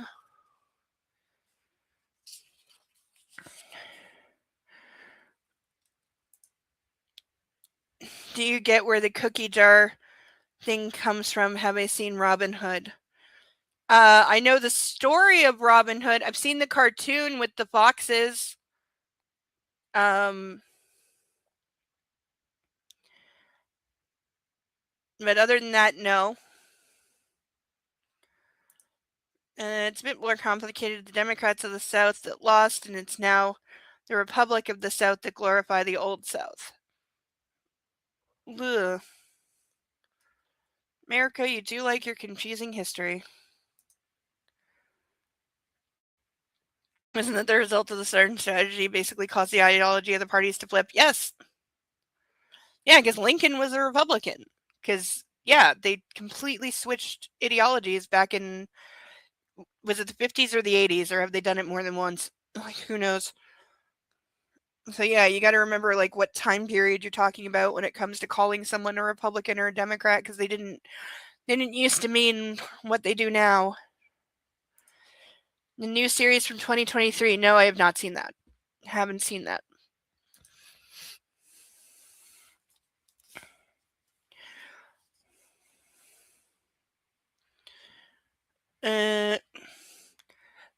Excuse me. My mother hasn't been out of bed for almost 3 years. She's not reading the newspaper. The only guests she has are her nurses, all of whom will adhere to a gag order I give them or they'll lose their jobs. Tell me, did you try that one out on my brother too when you spoke with him? I don't imagine you got very far at all. I did nothing but help out an old friend. Your family, however, will not survive the scandal. You must know that your mother's trust is severely depleted. Unbeknownst to me, your father made a withdrawal of nearly the entire corpus a day before he died. There's less than 6 million remaining in it. Your sister's trust is gone. Your brother Max's trust is empty. Edward's assets are zero. Unless you think this is all our mismanagement, your father became trustee of all of them as soon as he had your mother declared incompetent. And before you ask me why we allowed him to do what he did, I will remind you that he was acting within his legal rights. Well, wasn't that a lovely little newsflash? 68 million had seemed like a big deal, and then 140 million, and now hundreds of millions were gone. Lane turned his back to Monteverde as he lifted his glass. He didn't want the other man to see his hand shake.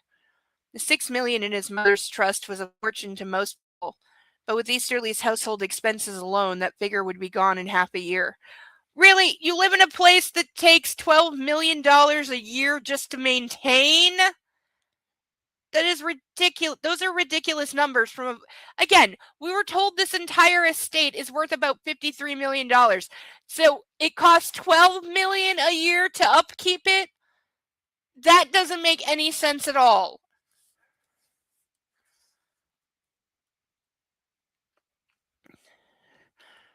I would have explained this to your brother, Monteverde murmured, but he wasn't inclined to listen. You went to him first and then to Babcock. Can you blame me? Did Babcock tell you where my father put all the money? Lane shook his head.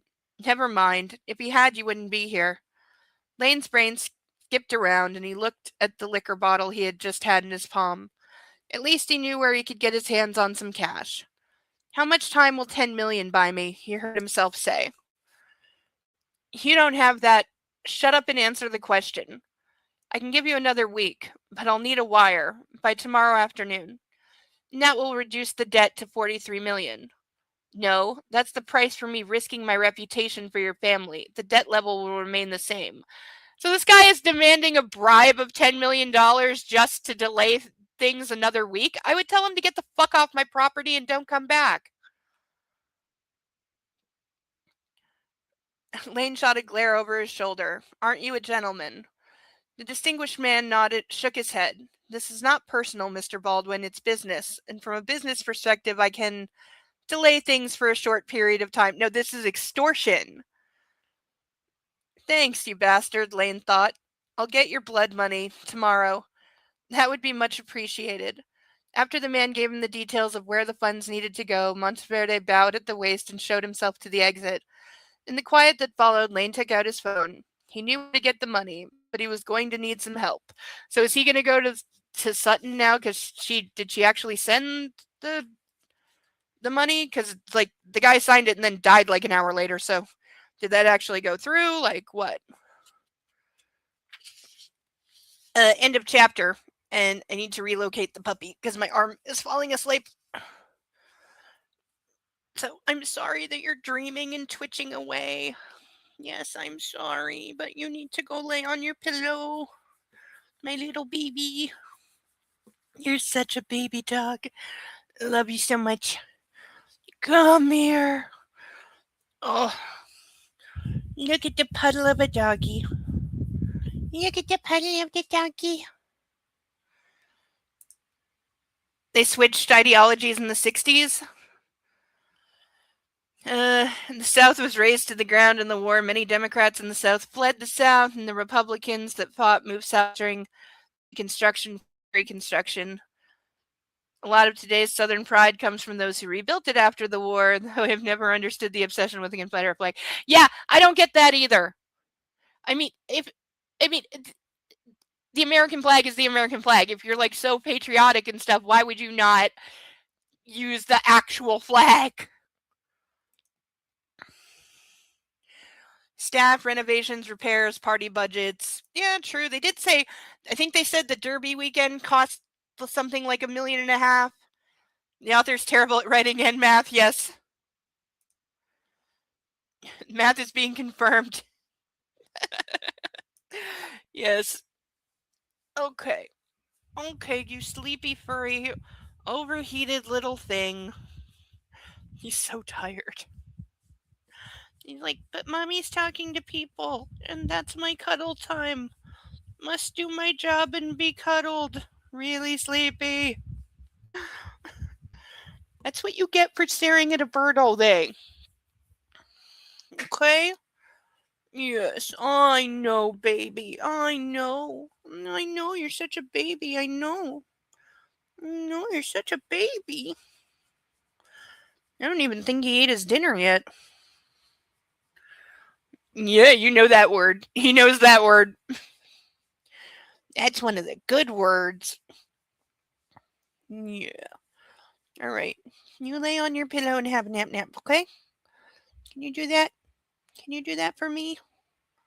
Huh? Can we have naps? Can we have naps? I know. Rub the belly. Rub the belly, rub the belly, rub the belly. Yes, good boy. Okay, you're going to go down. Yes, you are. There we go. There we go. Yes. Oh, yes, you're so sweet. He is the sweetest baby. Obsession with the flag is a reaction to the Civil Rights Act. It was rarely seen in the century between the war and the Civil Rights Act. Really? He wasn't just staring at the bird, he was studying the bird, learning the bird. He was becoming the bird, also he could defeat it. I have no doubt there are plans in his fuzzy little head. If that thing comes back, yeah. And I think it will be back, because I think it was having fun playing with him. Because every time he would kind of start to lose interest, it would start chirping at him, so he'd go back to barking at it. So I think it was amusing itself playing with him.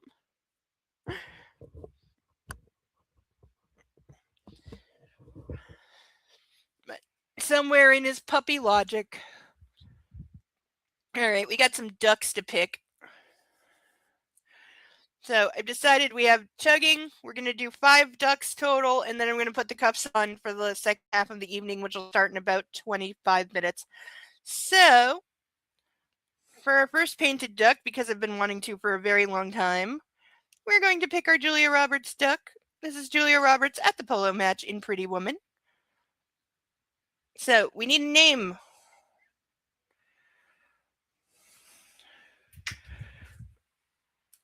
And we need another stage, so I have a project this week. And we'll pick a second one. The others will spread out through the evening. What shall we pick for the second one? Ah! Okay, that doesn't count. Okay.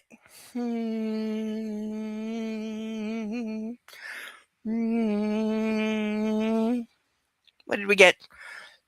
Mark Zuckerberg duck. This is from the infamous photo of him. He was on a vacation somewhere, and he literally was as white as this, covered in sunscreen. So that's where I got the name. So we need 2 duck names for Julia Roberts at the polo match duck and Mark Zuckerberg duck. Don't fall. Do not fall. I can't reach back there and get it right now. Don't fall. The others we'll put here for now, and then I will work on another stage and somewhere to put it for next week.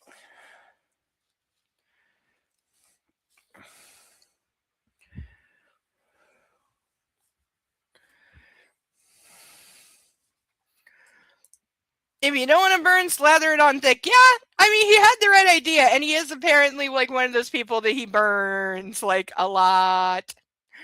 So yeah, don't blame him for the full white face of of sunscreen. Birds are pretty smart and they seem to have attitude by default. This is true. There were pigeons who tormented my cats. And it was the same pigeon every day.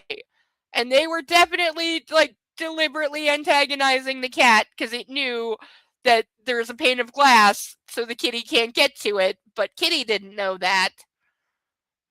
That was my last baby boy, Thomas. R.I.P.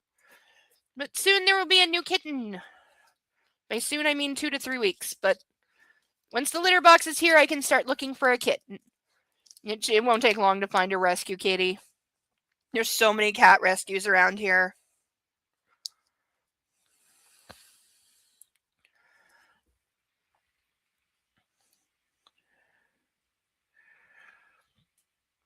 One thing you can always get for free in this area is a kitten. I don't think I've ever actually paid for any cat that I've ever had, and I've had like 40 cats.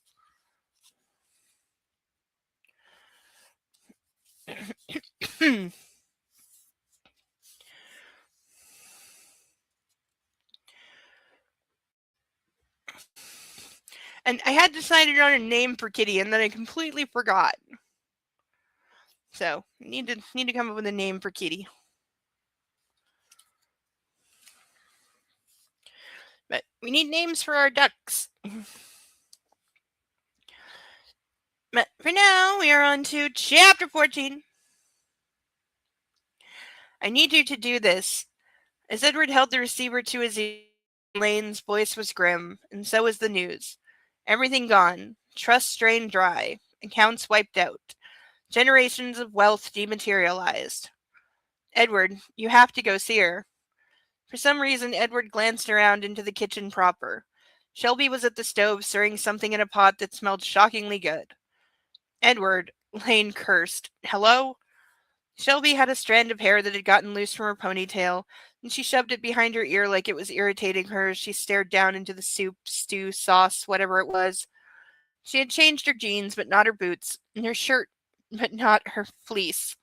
She was always covered up, he noted absently, as if she were cold.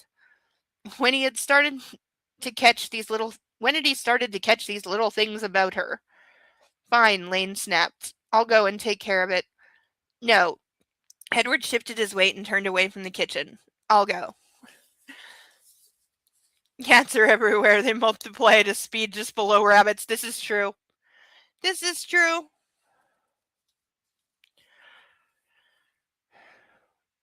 I need the wire by tomorrow. Monteverde gave me the routing and account numbers. I'll text them to you. I don't have a cell phone. I'll let you know where to send the account details. Fine. There's another thing, though. There was a pause. They found something. Of Father's. I tried to call you earlier. Hi. Puppy. Aren't you being just a little baby? Yeah. Look at this. Look at the baby. You've had so much attention. No, I haven't. No, I haven't had any attention or cuddles tonight. No. I know, I love you too. I love you too, you floppy-eared little thing. Go lay on your pillow. But. Okay. Take a nap. I'll pick you up again in a little while, okay? Okay? Love you, little puppy. And your belly, yes, belly, belly, belly, belly, belly.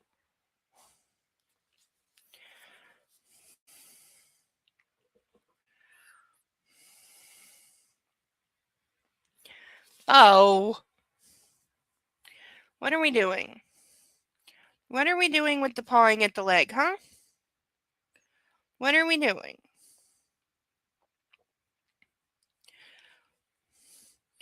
All right, I declare you sufficiently loved on for an hour. Go lay down. Okay? Just lay down for like 30 minutes, and then I'll pet you and cuddle you some more, okay? Okay? Good boy. Yes, you are.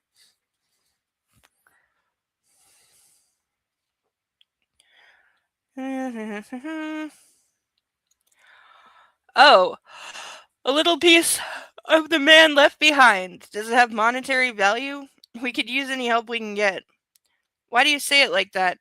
You just told me there's no money anywhere, essentially. Fairly reasonable optimism given the cash constraints. There was another period of quiet, and then Lane explained what he'd found in an ivy bed. When Edward said nothing, his brother muttered, "You don't seem surprised about any of this, actually." Edward's eyes went to the drapes that were pulled over the windows. "Hello?" Lane said. "You knew, didn't you? You knew the money was gone, didn't you?" "I had my suspicions." "Tell me something. How much life insurance did father carry?" 75 million, Edward heard himself say. Keyman insurance through the company. At least that's what he had when I was there. I'm going to go now. I'll call you. Edward hung up and took a deep breath. For a moment the cottage spun around where he stood, but he willed things to rights. "I need to leave," he said. Shelby glanced over her shoulder. "Where are you going?" "It's business." "The new mayor you were talking about to Mo and his son?" "Yes. Save me dinner?" As her brows lifted, the center of his chest hurt as if he'd been stabbed. "Please? You gonna be real late?" "I don't think so." Edward was halfway to the door when he remembered he didn't have a car. His Porsche was gathering dust back at Easterly's bank of garages. "May I please borrow your truck?" he asked. "Aren't you going with Joe or Mo or Joey?" When he just shrugged, Shelby shook her head. "It's a stick. I'll manage. The ankle's already doing better." "Yeah, how are you gonna... You just had a dislocated ankle like an hour ago. I don't think you're walking around and driving on your own right now." "Keys are in it, but I don't think... Thank you." Limping out of the cottage, he had no cell phone, no wallet, no driver's license, and nothing in his belly to sustain him. But he was sober and he knew exactly where he was going. Okay, so we also have driving without a license. Shelby's old pickup had a steering wheel that had been worn smooth and a faded dashboard and carpets in the wells with so little nap they were all but tile. The tires were new, however. The engine started with no problem and ran like a top, and everything was neat as a pin. Hooking up with Route 42, he headed into the suburbs. The clutch wasn't all that stiff, but it killed his ankle and knee nonetheless. And as he found himself spending a lot of time in third, overall he thought he was numb as he drove along. Well, emotionally numb. After many miles, the houses started to get big and the land began to be professionally tended as if it were an interior space, not an exterior one. There were fancy gates, stone walls, and pieces of sculpture on rolling lawns, long drives and specimen trees, security cameras, Rolls Royce, and Bentleys on the road. Oh, we have name droppage. And we're owed a couple drinking bourbon.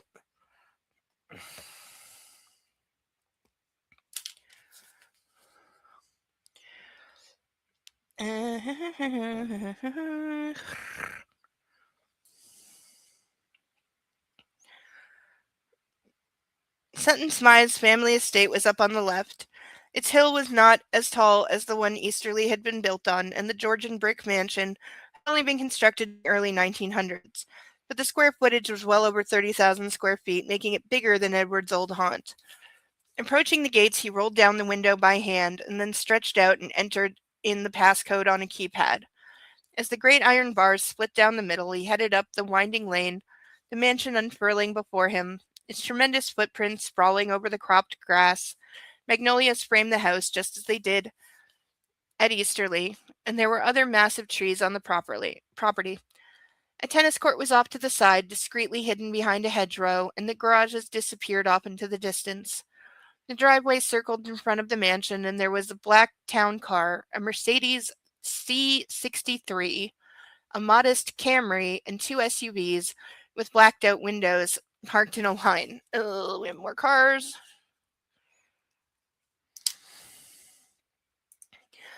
If a clutch start bothering your ankle, you already have issues with it or you don't know how to use it, then yes. If a clutch is stiff, you're not used to it, you can blow your knee out. Ugh. Okay, this is why I like automatic cars, not that I drive.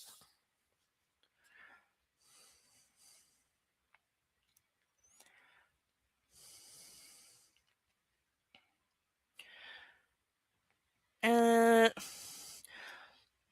He halted Shelby's four wheels and bed as close as he could to the front entrance, and then hobbled out and over to the mansion's carved door. As he put the brass knocker to use, he remembered all the times he'd come here in black tie and just walked right in. But he and Sutton weren't like that anymore. The Smythe's butler, Mr. Graham, opened things up. As composed as the man was, his eyes peeled wide, not just at the fact that Edward was in jeans and in a work shirt instead of some suit. I need to see Sutton. I'm sorry, sir, but she's entertaining. It's business. Mr. Graham inclined his head. But of course, the drawing room, if you will. I know the way. Edward gimped his way in, passing through the foyer and by a study, heading in the opposite direction of the cocktail hour that was rolling out in the main reception room. Given that matched set of SUVs, it was likely that the Kentucky governor had come for dinner, and Edward could only imagine what was being discussed. The bourbon business, maybe it was fundraising, schools. Sutton was very concerned with just about everything in the state. Maybe she could run for the big seat someday. He would certainly vote for her. As he entered a grand space, he glanced around and reflected it had been a long time since he'd been in this particular room. When had he last walked in here? He couldn't quite recall. And as he measured the lemon-yellow silk wallpaper, the spring green damask drapes, and the tasseled sofas, and the oil paintings by Sisley and Monet and something else, Morisot? I don't know. Yellow walls and green drapes? Ew! That sounds ugly as hell.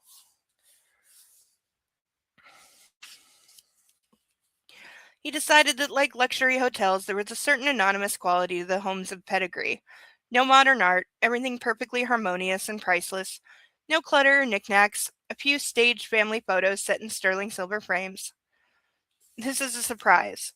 Edward hobbled around, and for a moment he just stayed quiet.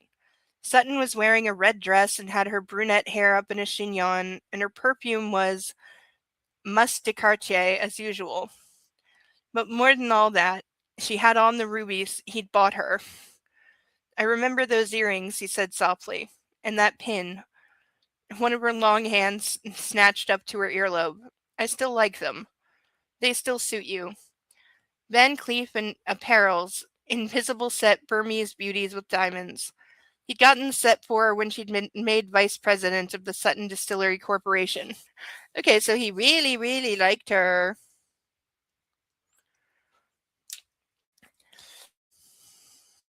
What happened to your ankles? She asked. Going by all the red, you must be talking about UC tonight. The University of Charlemont, Co-Eagles, fuck the Tigers. Scholarship. Or an explanation to Papa John's Stadium. So you don't want to talk about your limp. You look beautiful. Sutton fiddled with her earring again, shifting her weight. That dress was probably by Calvin Klein from his Maison de Haute Couture, but not the company's mass-produced sector. Its lines were so clean and so elegant that the woman who had it on was the focus, not the silk. She cleared her throat. I can't imagine you came to congratulate me. On what? He asked. Never mind. Why are you here? I need you to perform on that mortgage. She arched a brow. Oh, really? That's a shift in priority. Last time you brought it up, you demanded that I rip the thing to shreds. I have the account number for the wire. It's changed.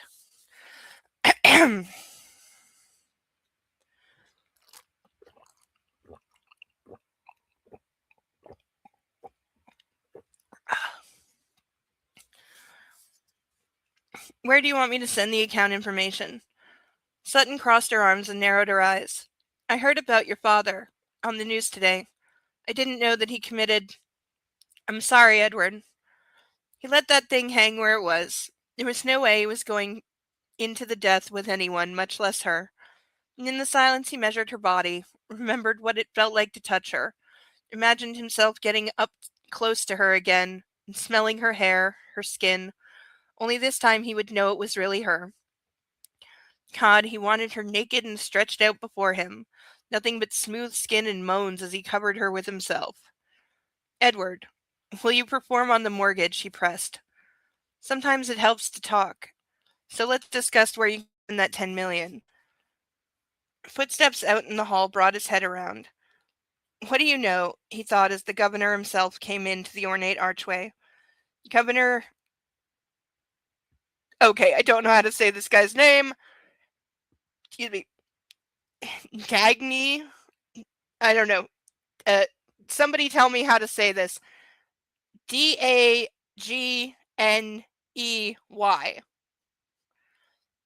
Last name Boone. At least I know how to say that. Was, yes, a descendant of the original Daniel. As in, the guy's a descendant of Daniel Boone? Really? Bullshit. And he had the kind of face that should be on a $20 bill.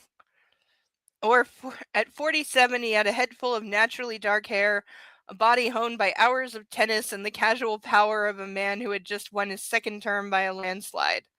He'd been married for 23 years to his high school sweetheart, had three children, and then had lost his wife 4 years ago to cancer.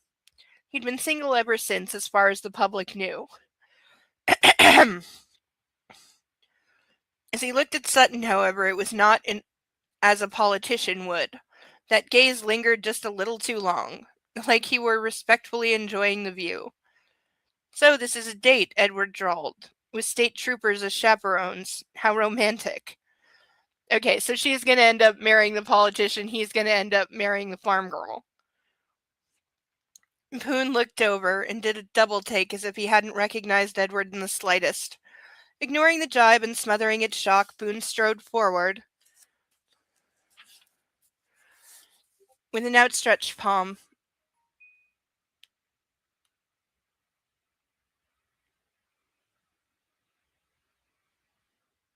Did I forget one of the ducks?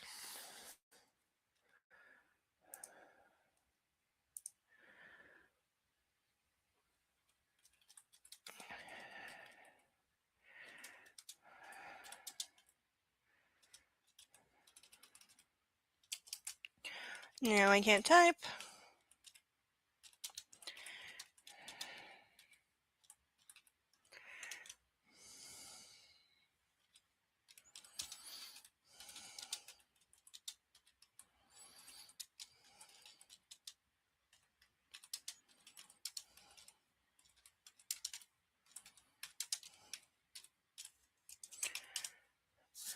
Apparently, I missed saying Akasha for one of our ducks. Lulu, Marty, Akasha, Dr. Breadside Manor, and Autolycus. There. Now I have not missed any ducks.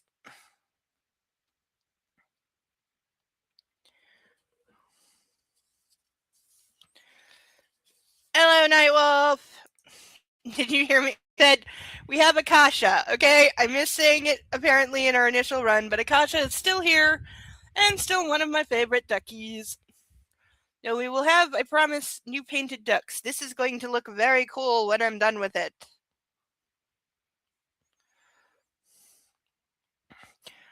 This one's almost done. It's going to be Phantom of the Opera duck. I just was toying over how to do a mask on it, and it needs some touching up. But those are the two I have in the works. But yeah, if anybody has any requests for ducks, let me know. You know, I think I can work out how to make a duck version of just about anything, so I will give it my very best try. If it's like character specific or something, please try to send a picture.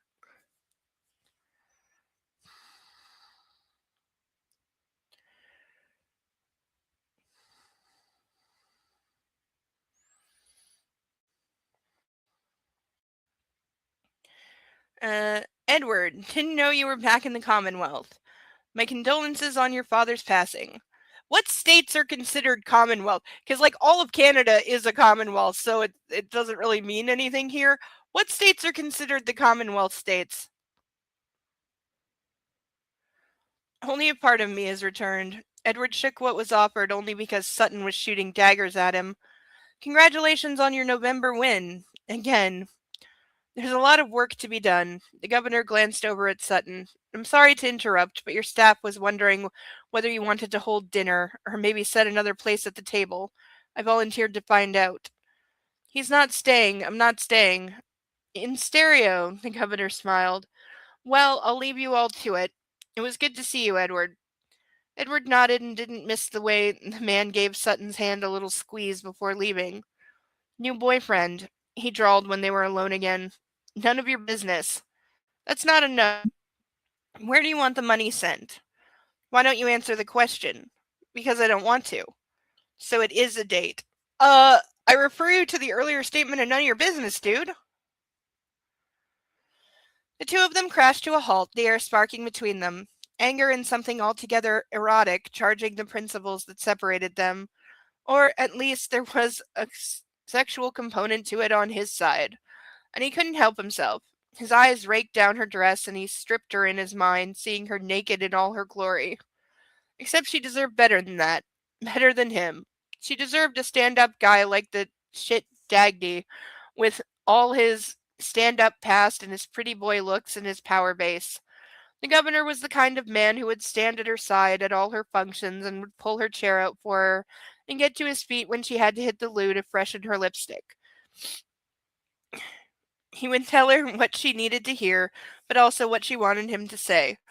He would help her in her business and also with her father. The pair of them would accomplish freaking freaking moths. Look. Off my screen. Think it has to do with how the government's set up? I think you're right. Kentucky, Maryland, and Virginia?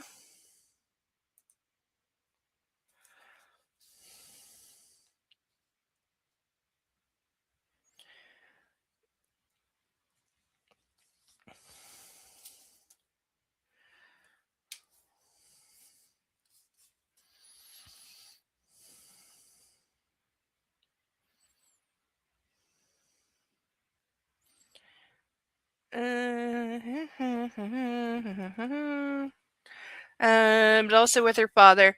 The pair of them would accomplish great things for the two. And yes, the shit Dagny would no doubt treat her right in ways Edward couldn't bear to think about. He closed his lids and took a deep breath. About the mortgage. Will you perform on the terms? There's no reason for you not to. The interest rate is good and you'll have primary and sole secured interest on Easterly. You're safe. What's changed your mind? Is that a yes? She shrugged one of her elegant shoulders. I made the deal in good faith and I have the cash right on hand. Good. He heard himself calmly explain that Lane would text her the details. He thought about how the governor was waiting for her just down the hall, eager for her to return and look good and be tempting, not because she was a loose woman, but because, with how beautiful and smart she was, it was impossible for a man not to notice, covet, crave. Really? Because I think it is. Massachusetts. Okay, yeah, no, I definitely had heard that Massachusetts is a Commonwealth state. I cannot think of any others, though. Maybe Rhode Island?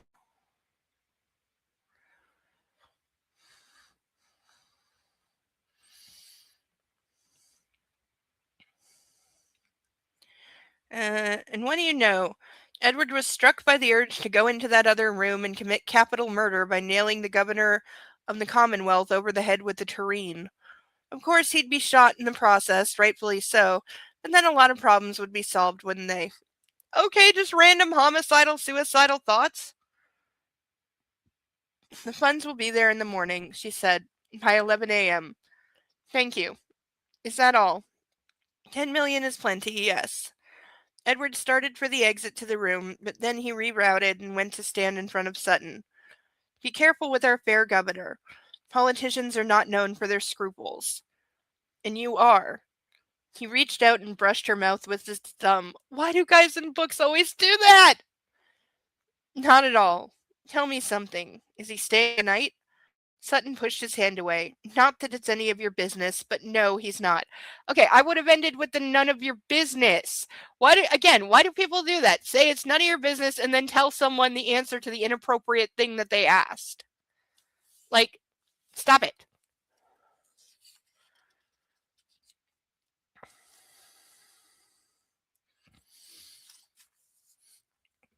I think he wants to. You're insane, and stop it. Because I'm acknowledging that he finds you attractive? Is that an insult? He's the governor of Kentucky. as if that makes a difference. He's still a man. He's right about that. Tilting her chin up. Again, why do guys in books do this? Stop doing this. It's going on my list. He stared off over his shoulder. You've gotten what you came for. You know the way out. As she went to step around him, he said, when he tries to kiss you at the end of the party, remember that I told you so. Oh, I'll be thinking about you. Not like that. And think of me being the one at your mouth. End of chapter. Okay, these two, like, what the hell? What the hell? What the hell? What the hell? And both those are going on the list. Somewhere I have a list that I'm going to use for the E.L. James book of things that always appear in bad horror. Not, why am I saying horror? Bad erotica books. The brushing the thumb over the lips.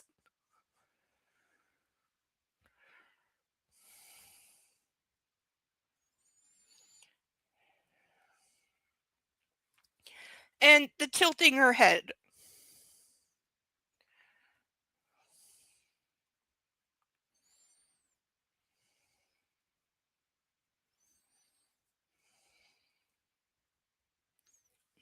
Those are going on the list.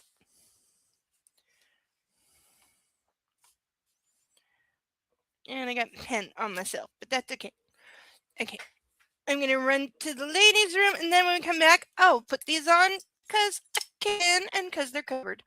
Thank you again so very, very, very, very much. Because I plan to enjoy these. And I'll be back in 2 seconds. Puppy is back under his puppy bed. I'm sure he will join us again very soon. But 2-second break.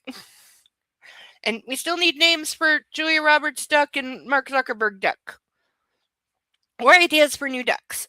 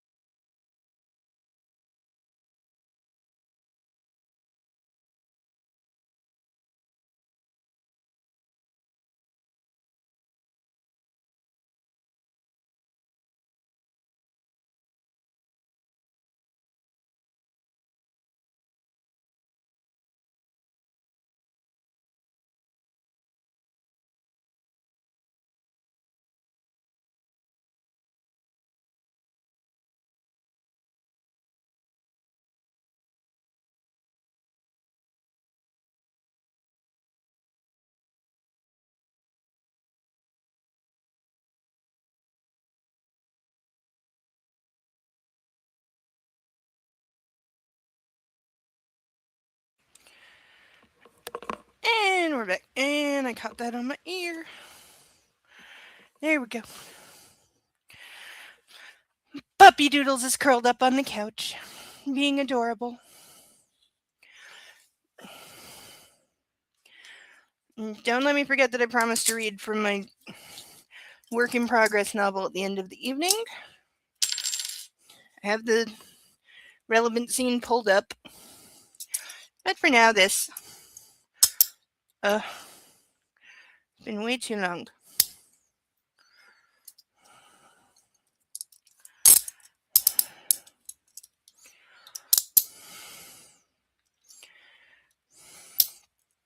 I think these are stiff because I haven't used them in so long.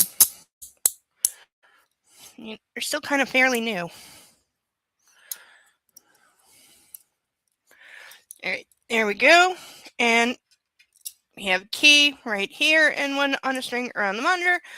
Guys, we practice safety here.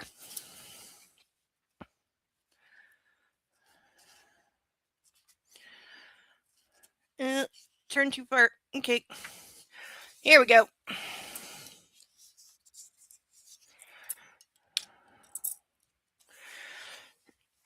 And you hear the sound of a puppy wiggling. Okay. Chapter 15. As Lane walked through Easterly's rooms, everything around him was quiet. This was rare. When you had over 70 full-time and part-time staff and half a dozen family members under the same roof, usually there was someone coming and going on every level at all times. Even that English butler was in absentia, although that was less eerie so much as appreciated. Outside night was falling, the darkness easing over the land, smudging the edges of Charlemont's extraordinary trees and the Ohio's liquid low point with gray and black pastels. Checking his phone, he cursed that Edward had yet to call, and to exercise his unease, he opened a set of French doors and stepped out onto the terrace that overlooked the garden and the river down below. Walking over to the far edge, his loafers marked the flagstones with a sharp sound that made him think of cursing. How is this place not a crime scene, by the way? They found a body part this morning. You would think there would be, some precautions taken. Or caution tape. Or scanning the grounds for other body parts in case there are any more. People being interviewed, who was around when, security cameras being checked. It seemed unbelievable that the grandeur surrounding him, the trim flower beds, the ivy beds, and the old stone statues, the flowering fruit trees, the pool house, the majesty of the business center, was anything other than rock solid, permanent, and unalterable.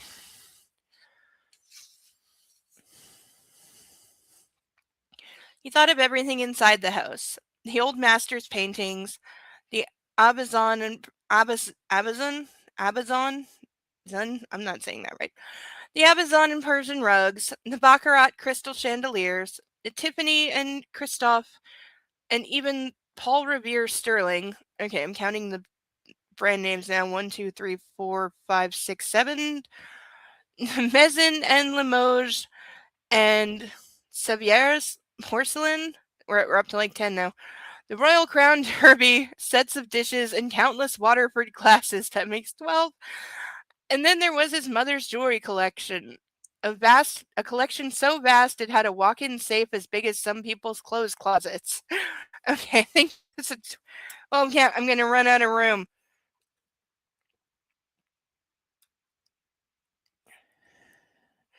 We have 4, 5, 6, 7, 8, 9, 10, 11, 12. Okay.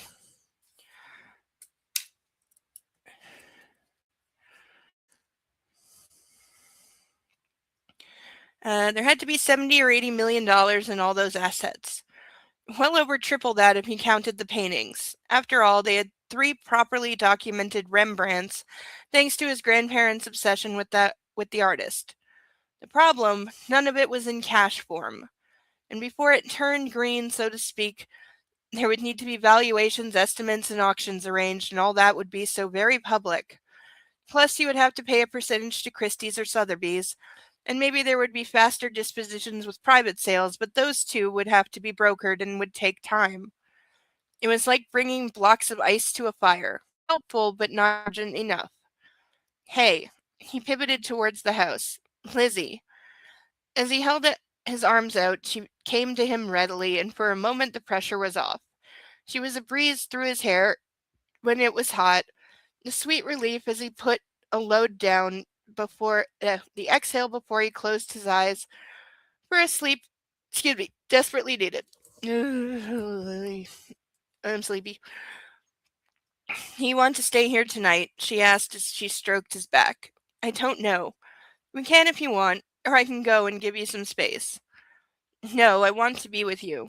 As he ran his hands up and down her waist, he just wanted to get closer. Come here. Taking her hand, he led her around the corner and into the garden she had masterminded, the pair of them going past the formal greenhouse and hooking up with the brick path that led to the pool.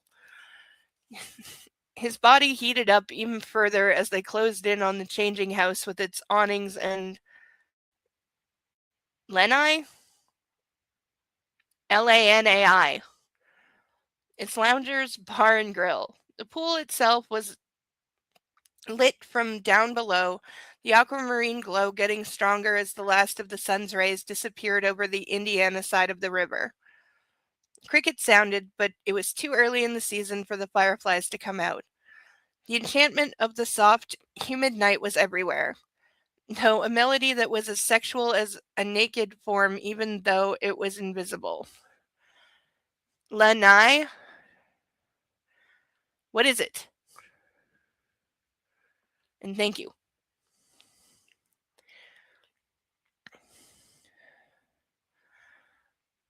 Inside the pool house, there were 3 dressing rooms, each with its own shower and bath. He picked the first one because it was the largest. Drawing Lizzie into the seating area, he shut and locked the door. He left the lights out. With the pool glimmer coming from the windows, he could see plenty well enough. I've been waiting to do this all day. As he spoke, he pulled her into his body, feeling her up against his chest, his hips on hers, her shoulders on his hand, under his hands. Her mouth was soft and sweet, and as he licked his way inside, she whispered his name on a gas that made him want to go so much further, so much faster. But there were things he needed to tell her, suspicions he feared but had to share, plans to be made. Lizzie. Her hands went through his hair. Yes, I know this is the wrong time, on so many levels. We can go back to the house, to your room. Lane broke away and started pacing around the cramped space, which was like someone trying to go for a stroll around the inside of a gym locker. I wanted this to be perfect. Is he going to propose? Porch outside deck around water. And I said it right. Thank you.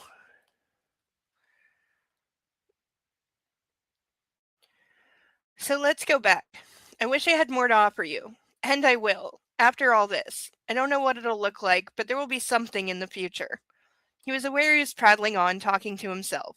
Maybe it's that farm in your daydreams, or a grease monkey garage, or a diner, but I swear it's not always going to be like this. And he'll be divorced. Damn it, maybe he should wait. He's going to propose. Now is the moment he's choosing to propose.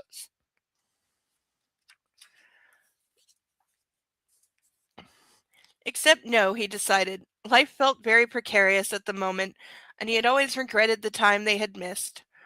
Waiting to do the right thing, to do what you wanted and needed for yourself and the one you loved was a luxury for the lucky clueless who had not yet had tragedy in their lives. And also, he wanted to start their future away from Easterly and Charlemont right here, right now. He wanted her to know, on a visceral level, that she was the priority to him. Even as Rome burned, she was important, not because some kind of plane ticket out of hell for him, but because he loved her and he was more than looking forward to building a life together with her. In fact, he was desperate for the freedom he was trying to earn during this awful grind.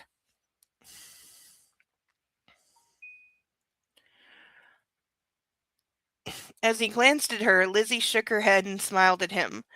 I don't need anything more than you. God, I love you. This should be perfect. As in happening in a different place, I think that was supposed to be as if, and there's a typo, with a ring and champagne and a string quartet. No, he thought, as he properly focused on his Lizzie. She wasn't Chantal. She wasn't interested in that country club checklist stuff, just so she could share it with her friends in the wedding Olympics. Sinking down on one knee, Lane took her hands in his and kissed each one. As her eyes flared like she had suddenly guessed what was coming and couldn't believe it, he found himself smiling. A pool house. Who knew this was going to happen in a pool house? Well, better than in front of half the Charlemont Metro Police Department with their guns drawn. Will you marry me? He said. End of chapter. That was a short one.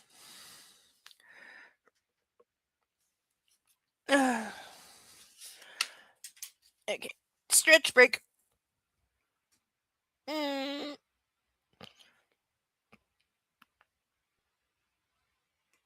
Oh, better.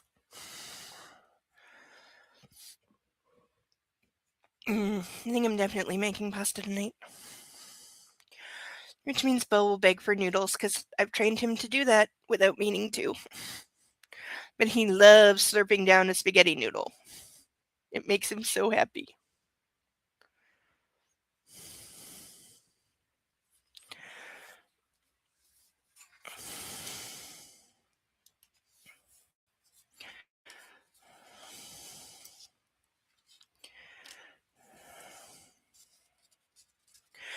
Okay, for some reason I have the Fireflies theme song stuck in my head.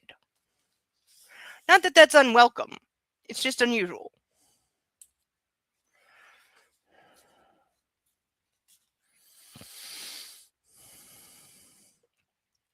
Chapter 16.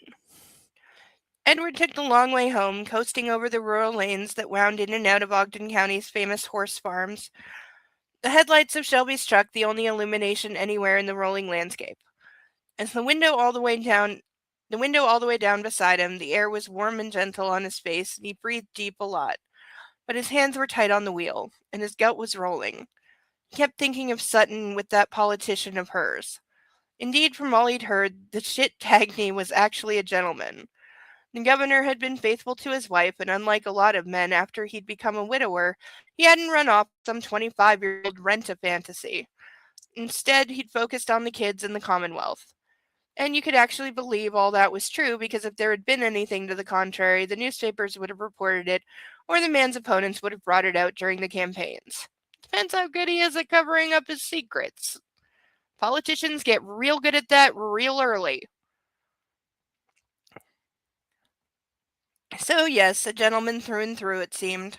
But that didn't mean he was dead from the neck down. Hell, a man would have to be insane not to recognize Sutton as a full-blooded woman. And the fact that she was worth billions of dollars didn't hurt either.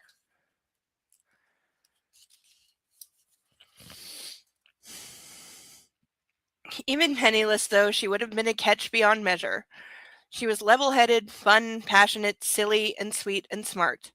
Capable of standing up to a man and calling him on his stupidity, while at the same time making you feel every ounce of testosterone in your body. But she was wrong about one thing. That man, sitting governor or not, was going to make a move on her tonight. The shit. The truly pathetic thing was, however, the governor's amorous side wasn't what really bothered Edward. It was Sutton's rightful response that, as much as he hated to admit it, was the real reason he was out here going around in circles. Bottom line, Tagney was an amazing man, worthy of her in too many ways to count, and she was going to figure that out. And then there was nothing Edward could do about it. Or should do about it, for heaven's sake. Come on, what the hell was wrong with him? Why in the good goddamn would he want to cheat her out of a potentially fulfilling, happy, healthy relationship? Because I want her for myself. Well, maybe you should have made a move in the several years the two of you spent flirting, apparently.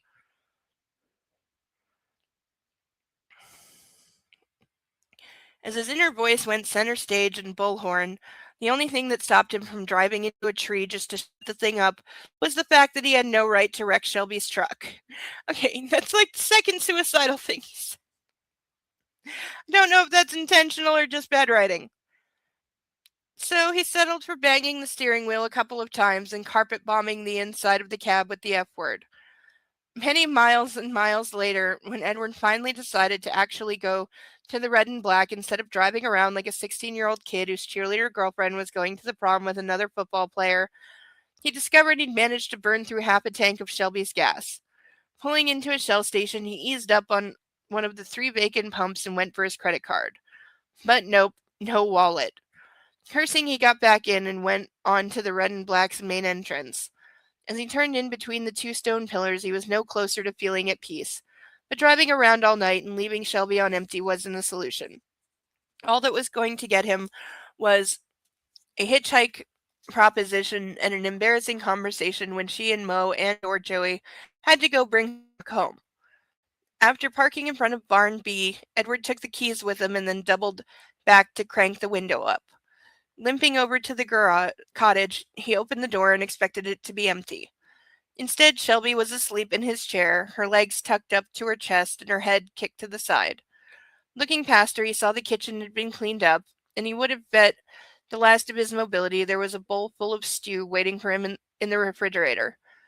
He shut the door softly. Shelby. She came awake, jumping from the chair with a lithe surge he envied.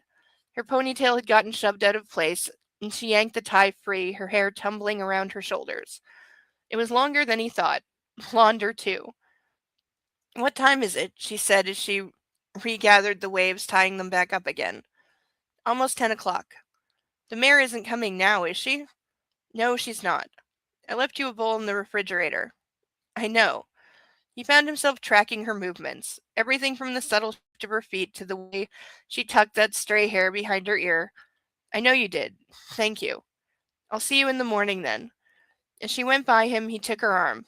Don't go. Oh, of course. Of course he has to make a move on her. Because he's obsessed with another woman, but she isn't here, and this one is, and therefore, she didn't look him. She didn't look at him. Her eyes, they stayed on the floorboards beneath their boots. But her breath quickened, and he knew what her answer was going to be. Stay with me tonight, he heard himself say. Not for sex. Just stay with me. Shelby didn't move for the longest time. But in the end, she took his hand, and he followed her into the dim bedroom. Ah! Dropping things not good. Ugh. The glow from the security lights on the barns bled through the homemade gingham curtains, casting gentle shadows off the plain bureau and the modest queen-size bed that didn't even have a headboard. I can't sleep without a headboard. It bothers me. I don't care if there's a footboard or not. In fact, I kind of like not having one. But that can go either way. But there has to be a headboard.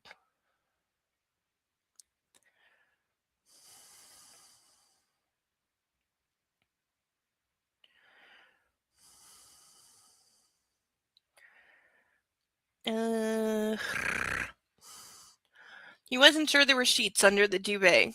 He'd been sleeping in that chair a lot since he moved in, or passing out in the damn thing was more like it. Edward went into the bathroom and used the facilities before brushing his teeth. When he came out, she had pulled back the covers. I washed these yesterday, she said as he approached the other side of the bed. I wasn't sure whether you slept in here or not. You shouldn't take care of me. I know. She got in first, fully clothed, and once again he envied her easy movements, her legs stretching without cracking, her back reclining with no hitches or gasps. His trip to the horizontal, in contrast, was paved with groans and curses, and he had to catch his breath when he'd finally gotten his head on the thin pillow. Shelby turned to him, and her hand moved across his hollow stomach. He stiffened even though he had a t-shirt on, and fleece. You're cold, she said. Am I? He cranked his head to the side to look at her. I think you're right. She kissed him. Of course she did. Of course. Of course, because if he can't, she will. Of course. Can't have two people just be in bed together in like a platonic way. That can't happen just ever. Oy.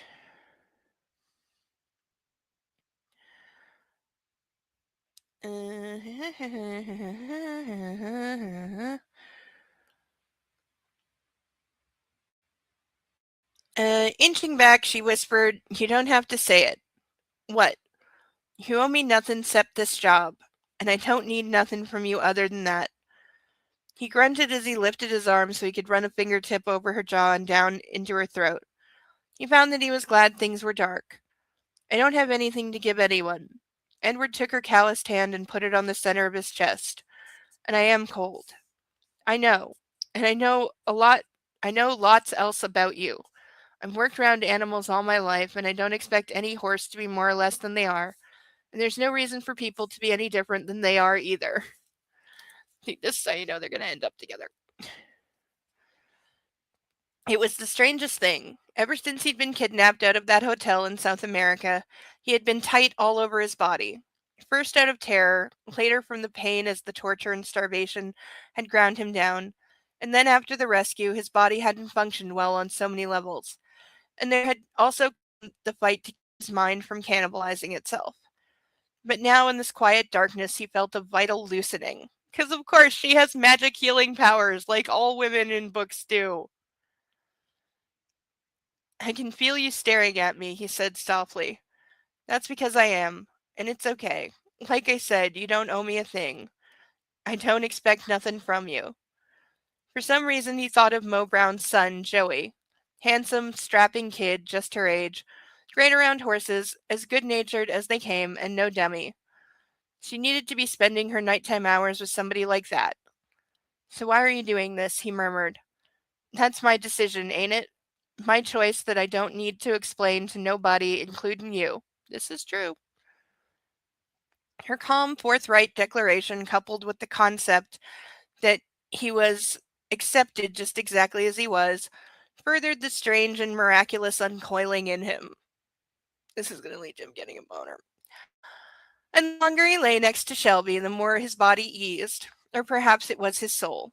But then Shelby was the only person who didn't compare him to who he had been. She didn't have any past with him to mourn.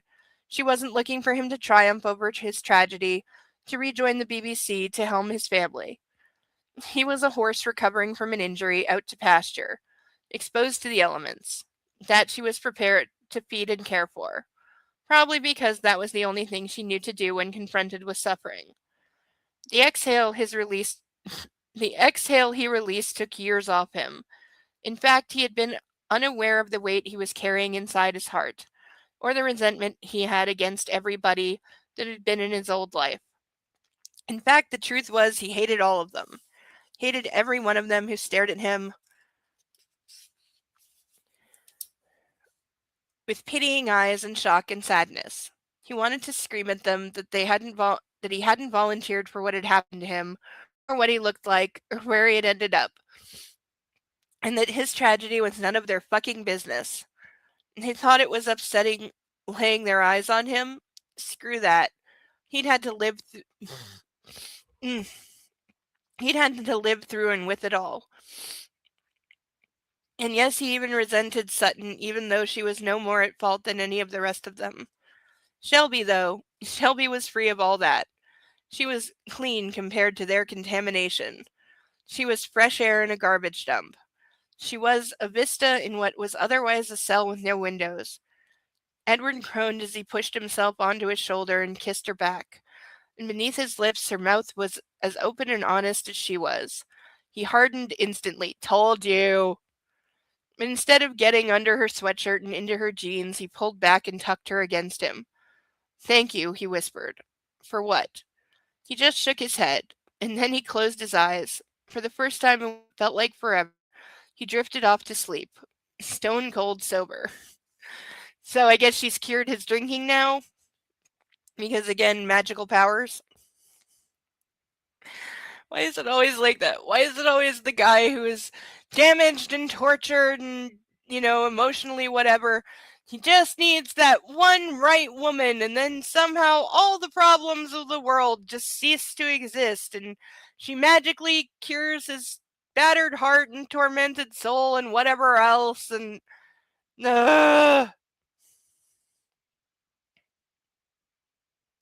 Also, this is a form of, magic and witchcraft, and yet women being witches is supposedly a bad thing, yet that's exactly how they're portrayed like this. They're absolutely portrayed as casting spells and having charms and all that stuff, and yet if you call it that, that's a bad thing. I'm planning to record some episodes of stuff later tonight. Now it has to be charmed. For all the references to spells, magic, and witches tonight, it has to be charmed. Oh, God, I haven't actually watched, seriously, I haven't watched an episode of Charmed in at least 10, if not 15 years. I watched it when it was actually on TV. And then I watched the DVDs when they came out, whenever that was. So, yeah, there's probably a lot I don't remember.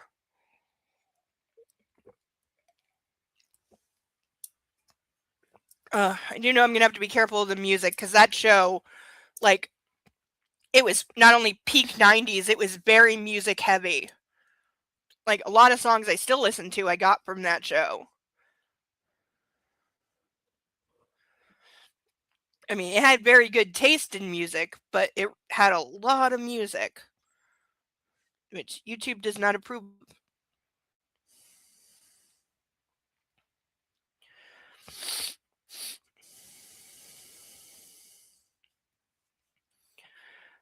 Marriage, huh? As Lizzie stood above Lane, she took his face in her hands and smiled so hard her cheeks hurt. God, he was so handsome, so shatteringly attractive. Even with the bags under his eyes and his 5 o'clock make that 9:45 p.m. shadow, and his hair that was growing out shaggy from its trim. "Are you asking me to marry you?" she heard herself say, and yes, she was a little breathless. He nodded. "And can I just tell you, your smile right now is one for the ages." You know, she passed her hands through his hair. "I'm not one of those women who planned their wedding when they were 5. This is not a surprise. I'm not even sure I want to wear a dress, and I'm not doing it in a church. I'm an atheist, so that works. And the smaller the better. The last thing I'm interested in is some big society event." I'm with her there. I've been to a couple like ridiculously big weddings, and it's like, why? Smaller ones are always so much nicer. He swept his hands up and down the backs of her legs, kneading, stroking, turning her on. "Got it. And your divorce. It's an annulment, really, and Samuel T. is taking care of all that." "Good." As Lane raised his hand like he was in school, she said, "Is that a yes?" Bending down, she pressed her lips to his. It it absolutely is a yes."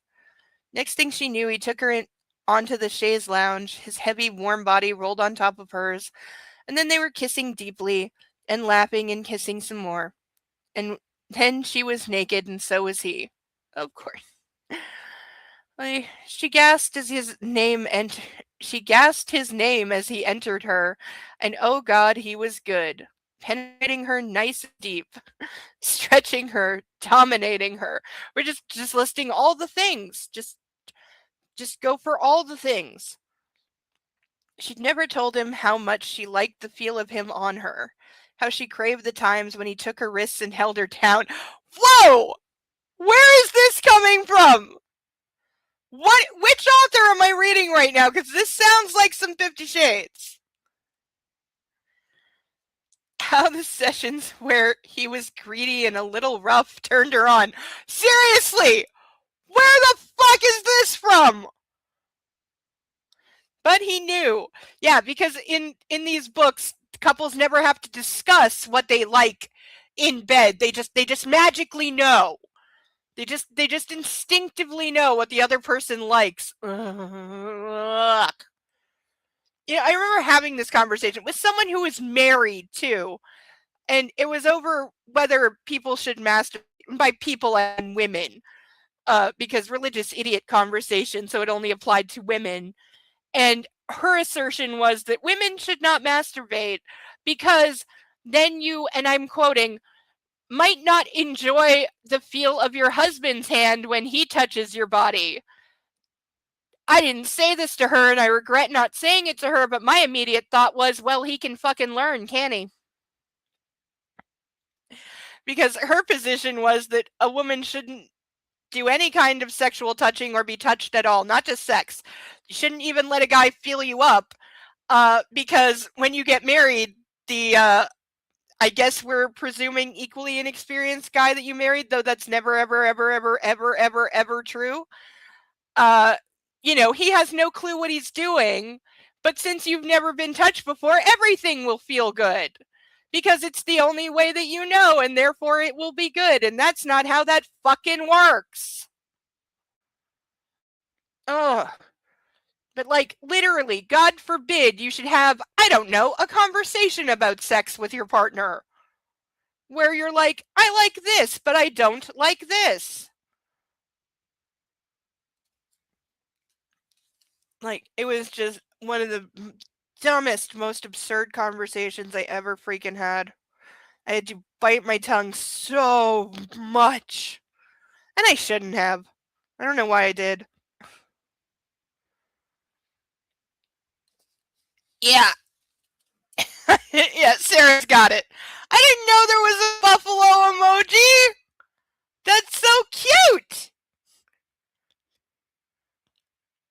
Man, YouTube, I gotta give you props for having a wide range of emojis. That's so cute.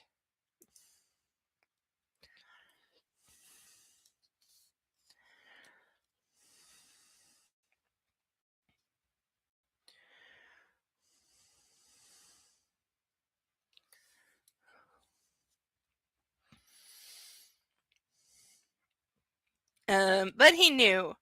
Then again, Lane knew everything about her, and this proposal was perfect. Nothing. Excuse me. Does he have a ring, by the way?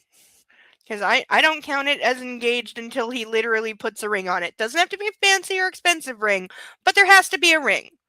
I was going for bull. I know. Now it's on your phone? Okay, well, your phone has quality emojis.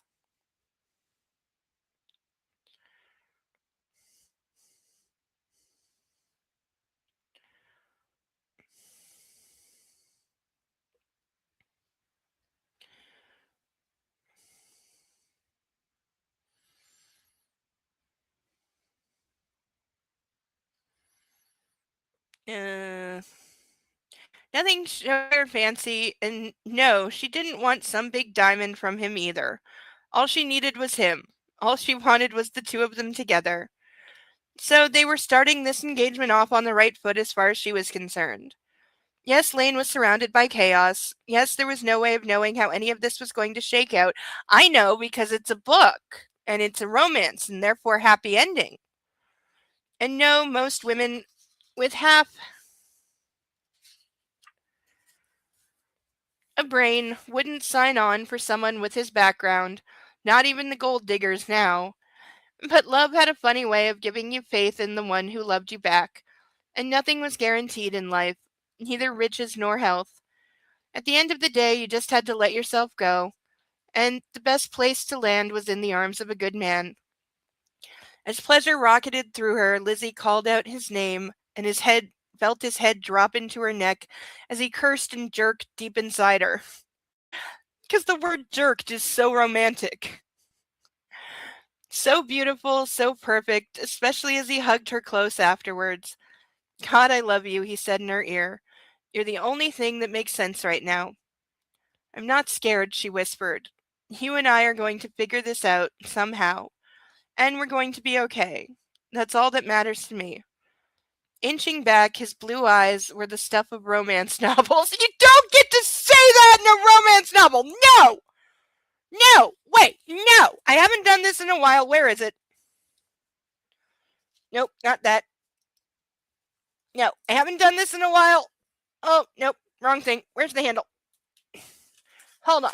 No, you do not get to say romance book in your bad romance book. Bad book, bad book, bad book, bad book, bad book. I spank you with my crop.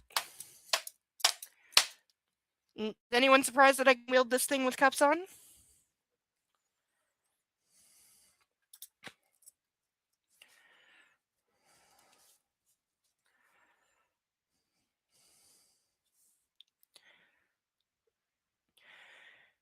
His blue eyes were the stuff of romance novels.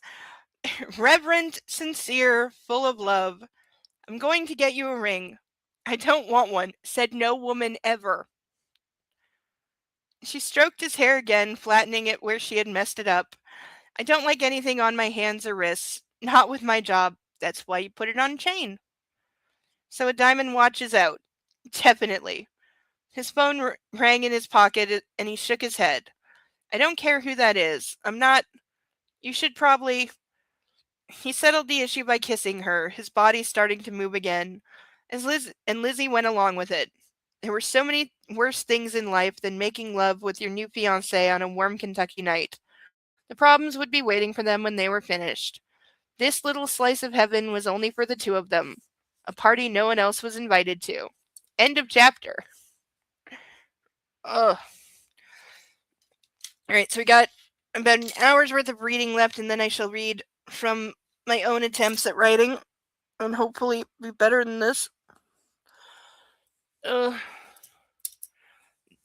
picked a very platonic but very intimate in its own way, but relevant scene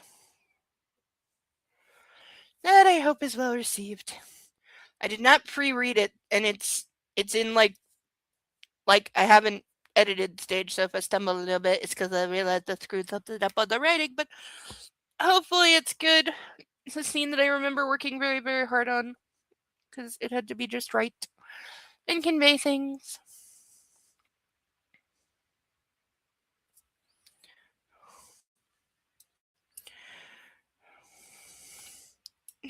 No. Puppy's woof-woofing in his sleep. He's probably dreaming about that bird. If he comes back tomorrow, I don't know what I'm going to do with him.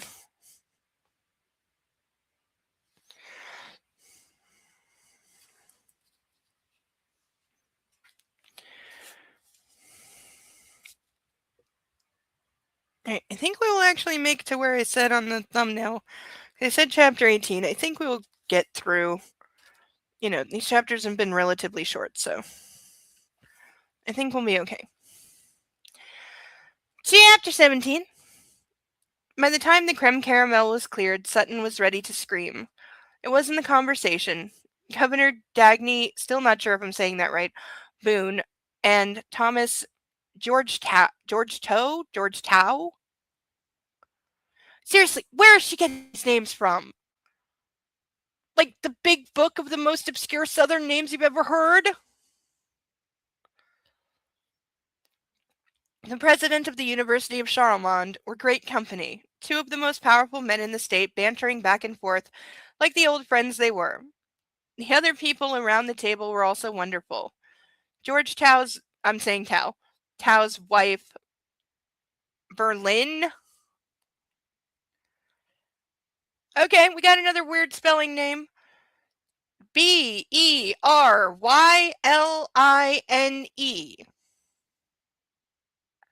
Never heard of this in my life. What the actual fuck? Was as southern and lovely as a sweet tea on a hot afternoon, and the Reverend and Mrs. Nice, or Nice, N-Y-C-E, because why just spell things normally?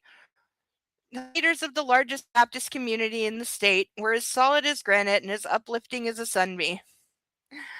Under any other circumstances, she would have enjoyed the evening. Sure, there was an underlying purpose to it, but they were all good people, and the family chef had outdone himself. Edward, however, had managed to ruin it for her. If that man, she's gonna go to his place and find him in bed with Shelby, right? If that man stayed up nights trying to get under her skin, he couldn't do a better job. Dagny was not interested in her. That was crazy. I refuse to believe this woman is as dumb as she's being portrayed in this moment after we spent the previous chapter being told how smart she was. So, the governor eased back in the Queen Anne-style chair to Sutton's right. I think we should all thank Miss Smythe for her hospitality. As coffee cups were raised, Sutton shook her head. It's been my pleasure. No, it's been ours. The governor smiled at her, and God help her, all she could hear was Ed's voice in her head. And that led to other things, other memories, especially of the last time she had gone to see him when they had... Stop it, she told herself. We missed your father tonight, the governor said. Yes, how is he? The Reverend Niece asked. Sutton took a deep breath. Well, actually, you all will hear the details tomorrow, but he's stepping down, and I'm replacing him as CEO. There was a momentary lull, and then Dagny said, Congratulations, and condolences at the same time. Thank you. She inclined her head. It's a complicated time personally, but professionally I know exactly what I'm doing. The Sutton Distillery Corporation could not be in better hands. The governor smiled and toasted her with his decaf. And I look forward to presenting you with some of our new tax code proposals. You're one of the biggest employers in the state. Why would he... So why is he asking her about tax code? I don't understand. It was strange, but she could feel the shift towards her. The people at the table, even the governor, regarding her with a different focus. She'd sensed it first at the finance committee meeting this morning, and then when she'd interacted with senior management throughout the day. Positional power, it was called, and with the torch changing hands, the respect her father had been paid was now hers by virtue of her promotion. And this was why I asked you all here, she said.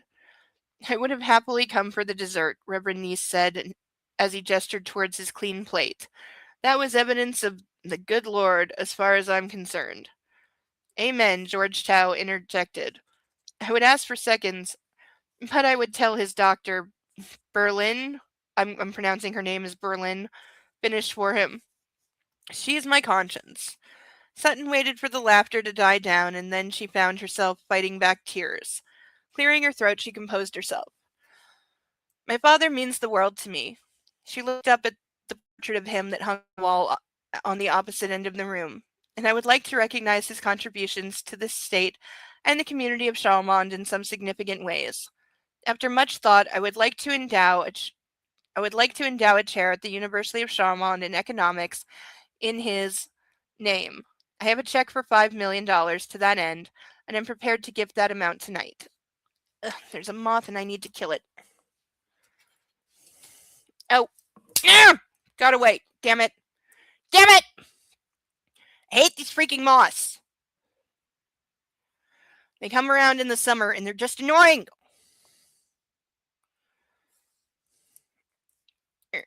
And since I put the book down, coffee.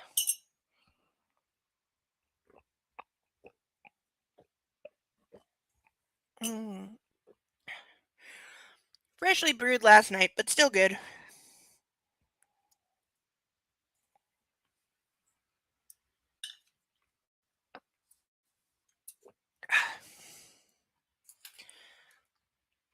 Okay, hopefully that perks me up a bit.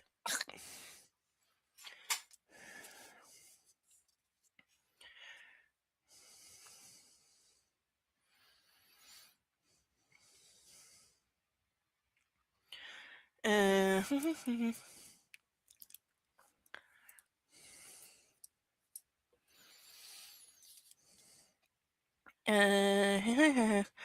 was a gasp from the president, and with good reason. Excuse me. I should have maybe drank that a little slower. She knew damn well gifts that big didn't come every day to the university, and certainly not without considerable plying and cultivation on their part. Yet here she was, tossing it into his lap, after his favorite dessert. George Chow sat back in his chair. I had no idea. Thank you. The university thanks you for this, and it will be an honor to have his name further associated with the school. There would also be a similar endowment set up at the Kentucky University, not that she was going to bring that up at this dinner. She and her family were KU fans when it came to basketball, something that again wasn't spoken about around Georgetown. Sutton looked at the Reverend niece. My father's not a religious man, but he respects you unlike any other man of God in the state. I would therefore like to endow a scholarship fund for African American students in his name to be administered by you. I will cover tuition and books in any Kentucky state school. She jokingly put her hand up to Georgetown. And yes, even Kentucky University. We need more skilled workers in the Commonwealth who are committed to establishing and keeping their careers here. Further, my father has long had a commitment to the underserved, particularly in the West End. This will help. The Reverend niece reached over and took her hand. The sons and daughters of the 502, thank you and your family for this generosity. I'm assuming you're supposed to know what the 502 is, like the area code? And I'll make sure this opportunity is shepherded well in your father's name. She squeezed his palm. I know you will. Steer them our way first, Georgetown joked. You and your good wife are both alumni, after all. The Reverend lifted his coffee cup. That goes without saying. I bleed red first and foremost. Boys, you're in mixed company here. Sutton pointed to herself and then turned to the governor. And finally, I would like to make a gift to the state in my father's name. Dagny smiled. I will accept anything. I purchased 30,000 acres in eastern Kentucky this afternoon. You can just buy 30,000 acres of land? That sounds like a lot to have not, been owned by somebody. That is a lot. The governor stiffened in his chair. You were the one? 4 mountain ranges. 4 beautiful, pristine mountain ranges. She bought mountains. Because that's a thing you can do. That were on the verge of being strip mined. Okay, if she's anti mining them, I'm for that because it wrecks things and poisons things. And also there's no need to actually do it anymore, but those kind of things die hard. And I'd like to give them to the Commonwealth in my father's name and endow the acreage as a park that will be forever wild. Can you just donate a national park?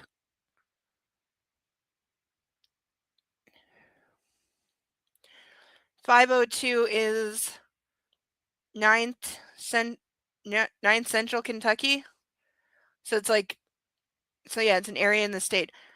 But don't national parks have to come from the White House? Can states declare national parks? I can't remember. I can't remember how many national parks there currently are, but isn't there like one in every state already? Wasn't that a thing that like every state had to have one or something? Or am I completely wrong?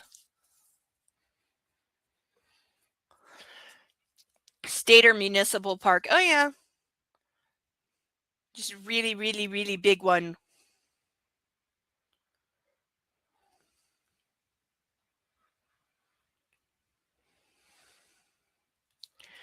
We don't really have national parks here. We kind of don't do that. I mean, we have like nature preserves and stuff, and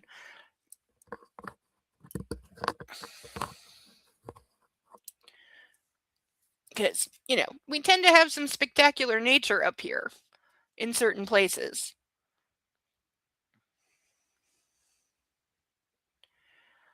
And we share the Rocky mountain range if you go out west. I don't actually know what it's called once it hits BC.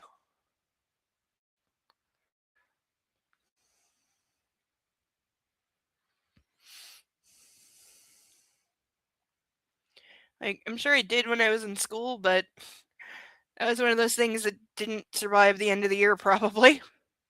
You ever do that? You go back to school on the first day and you've forgotten absolutely everything?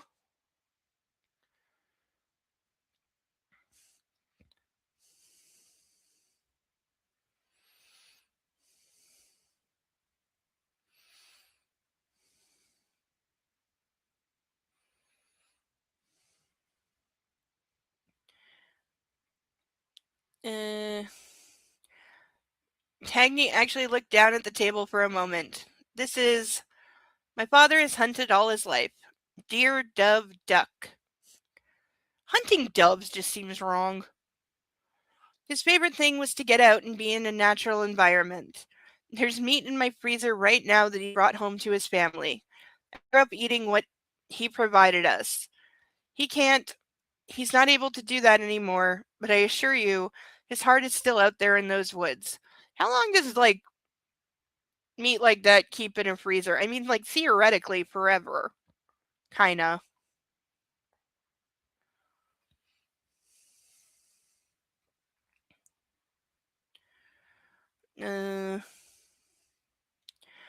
Mountaintop removal was an efficient and cost-effective way of accessing the coal so frequently found in the hills in the eastern counties of the Commonwealth. And the coal industry employed many people in areas that were so poor, families starved in the winter and couldn't get good health care. She understood all of that reality. The coal industry was a complicated issue that wasn't as simple as being environmentally evil. But her father did love the land, and in this way she knew at least those 4 mountains would remain exactly as they had been for millennia. And actually she had negotiated with the 7 families who owned the land over a period of months. And even with the millions and millions she had given them, it was nothing compared to what the coal company had offered. But the owners had wanted exactly what she had promised them to give them in addition to the cash.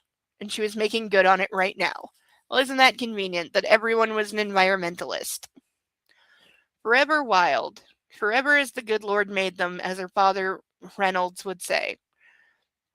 So, she said with a smile, do you think the state will pay for a plaque if I give you all those acres? Cagney leaned over to her and touched her arm. Yes, I believe that can be arranged. For a moment she could have sworn his eyes lingered on her lips. But then she thought, no, she had imagined it. Okay, seriously, why does this woman have trouble, believing that any man would be attracted to her? For a moment, damn you, Edward. Yeah, because he's the only one who noticed, really. The party broke up shortly after that, with George Tow leaving with a $5 million check in his pocket, and the Reverend with an appointment with her lawyers. Dagny stayed behind as the others went down the front walkway and got into their cars and drove off. So, she said as she turned to him, it's going to be hard for me to follow this up with any kind of an encore. Your family's always been so generous, both here in Charlemont and in the Commonwealth at large. Sutton watched as the last set of brake lights faded down the hill. It's not to be grand, not in this case with me and my father. I've got all this emotion, and I have to do something with it. I can't hold it inside, and there's nothing really to say about the feelings because they're too much. She touched her sternum. They're too much here. I know exactly how that is. Dagny's face got tight. I've walked that path myself. My father hasn't died yet, but I feel like I'm losing him by inches.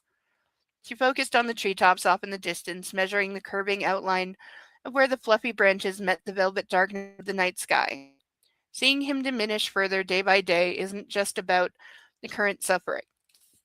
It's a reminder of the pain that's coming when he dies, and I hate that. And yet every moment counts with him now. He's as good as he's going to be right at this moment. Tagny closed his eyes. Yes, I remember how that is. I'm so sorry. Well, she wished she hadn't been so open. I didn't mean to go on. Talk as long as you like. Sometimes it's the only way you stay in your own skin. Being the one left behind is a special kind of hell. Sutton glanced at him. He's all I have. You're not alone. Not if you don't want to be. Ding ding. Anyway, she smoothed her hair and hoped her laugh didn't sound as awkward as it felt. Next time you're just getting dinner. And when will that be? He said softly. I'm happy to be patient, but I hope I won't have to wait for very long. See? Guy who knows how to make his intentions clear.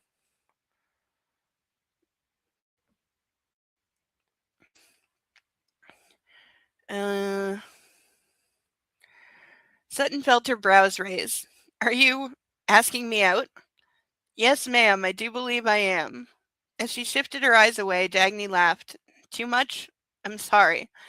No, I just. Yes, I'm afraid my intentions were honorable, but not necessarily platonic as I came here tonight. Damn you, Edward, she thought again. Yeah, like it's his fault for being right. And abruptly she became aware of the 3 state police officers who were standing at a discreet number of yards away. That would be so horribly awkward. As well as the fact that she was blushing. I didn't mean to complicate things, Dagny said as he took her hand. And if I've made this difficult, we can forget I ever crossed that line. We're just going to forget this, okay? The governor concluded without any edge at all. I'll chalk it up to experience and move on. Experience? He rubbed his jaw with his thumb. I haven't asked a lot of women out. Since my Marilyn died, that is. And you know, statistically, this increases my odds of a yes at some point.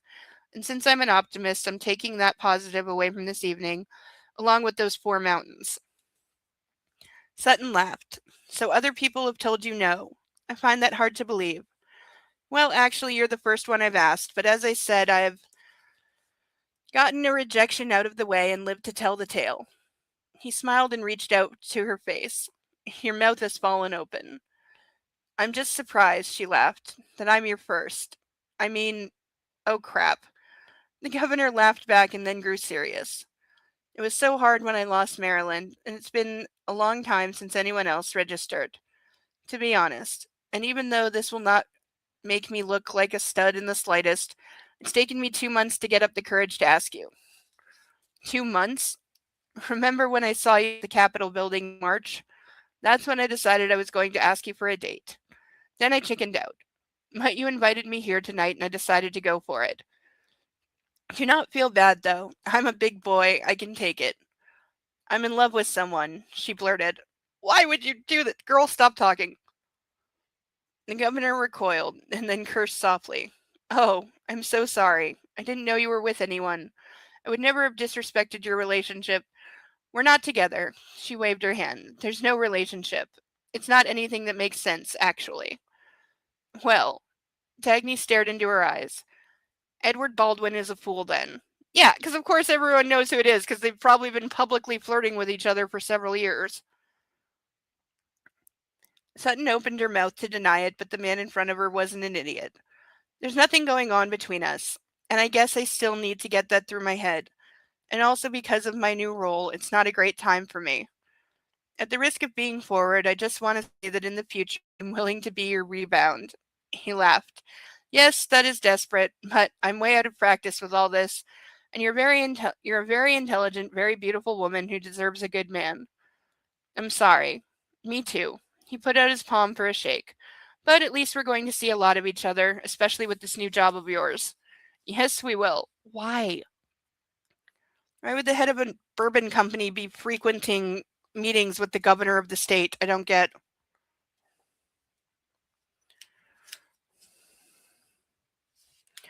Oh, I hear a puppy. I think. I thought I heard a puppy.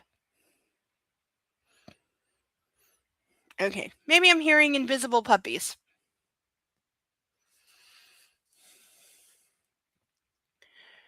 She left his hand where it was and stepped into the embrace, and I look forward to it. He held her briefly and lightly, then eased back. Boys, let's go. The state police escorted the governor over on the two black on black SUVs, and a moment later the motorcade formed, a pair of police motorcycles falling in line. Sadness closed in on her from behind, giving a chill to the balmy night air. Damn you, Edward, she whispered to the wind. End of chapter. We're probably going to finish early tonight because we've got one more chapter, and then I will read from my own thing, and then we're going to be done whatever time it is. Because they're the largest employer in the state, so that gives them, like, so they would be consulted on, I'm trying to find words. Because they're the largest employer in the state, they get to bend the governor's ear about, I'm guessing, policies and, like, upcoming laws or something, because their opinion matters. Why? Like, I know I'm probably missing something incredibly obvious here. Bo! Things of economy. They would get to weigh in on that just because they're the largest employer? Like, this is one of those pay-for-play things, isn't it?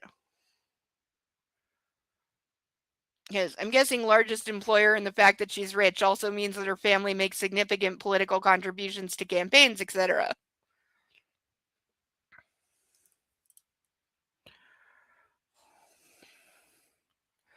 Bo!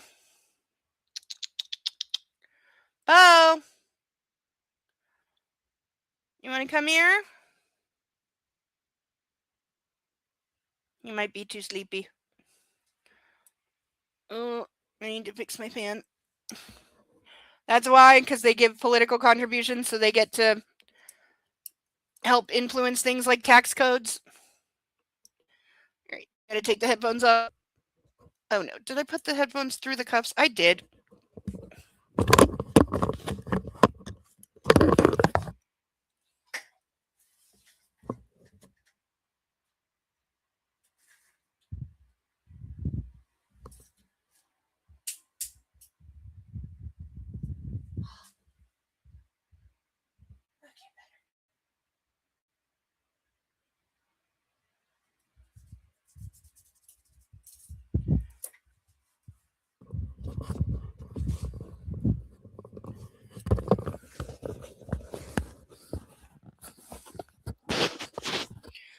Unfavorable policies might make them move out of state, and so it's like a reciprocity thing. You know, you keep my taxes low, I will keep the employment rate up, which increases your chances of getting reelected. I mean, I get how it works, I just find it disgusting. It takes a minute to figure out things like that. Like, I know they exist, it's not where my brain goes.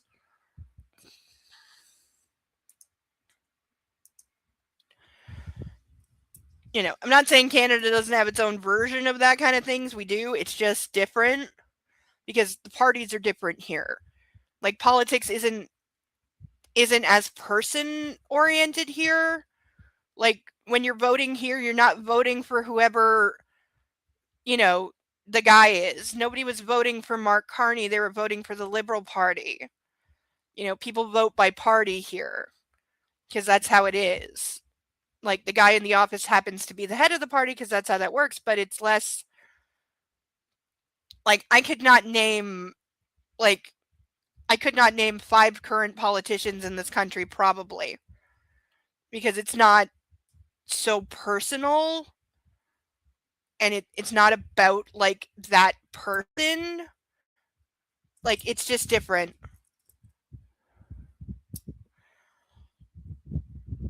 Like, that's why American political ads are so hilarious up here, because they're always targeted like on an individual basis, whereas political ads here, you literally can't do that. The stations would not air it. If the Conservative Party had put out an ad that was just literally just attacking Mark Carney during the last election, it wouldn't have gotten aired, because you can't do that.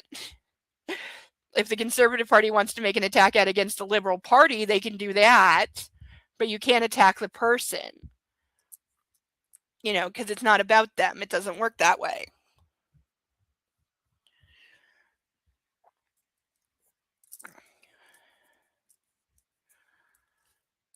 Not that certain people can't hurt their parties, because Olivier has proved that.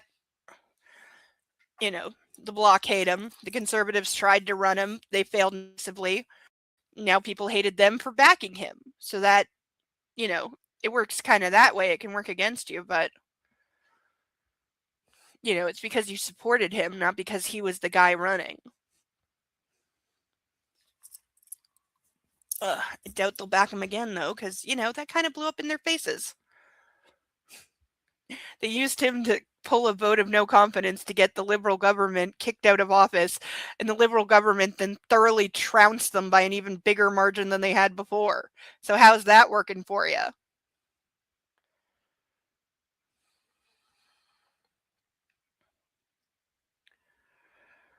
Chapter 18. The following morning, Lane stepped out of his bedroom suited easterly in a good mood. That didn't last as he looked down the hall and saw luggage outside his grandfather's room. Oh, no, you don't.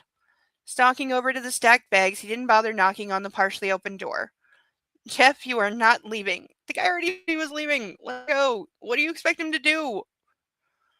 His old college roommate looked up from a prodigious pile of papers on the old desk.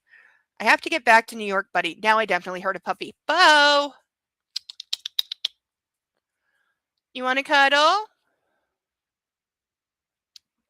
Oh, there he is. Hello. Hello, little baby. Yes, are we up from our naps? All right, let me take the cuffs off for a second because they scare him. I would love it if we could have a no confidence vote on our government.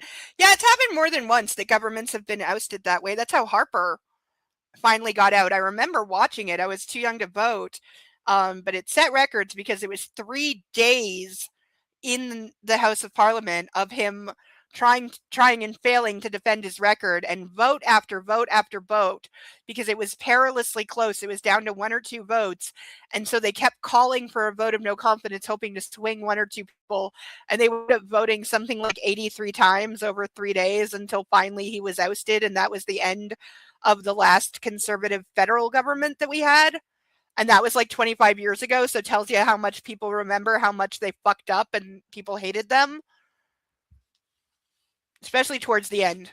Towards the end, it just devolved into absolute fucking chaos. Bunch of children, honestly. It was not a good moment.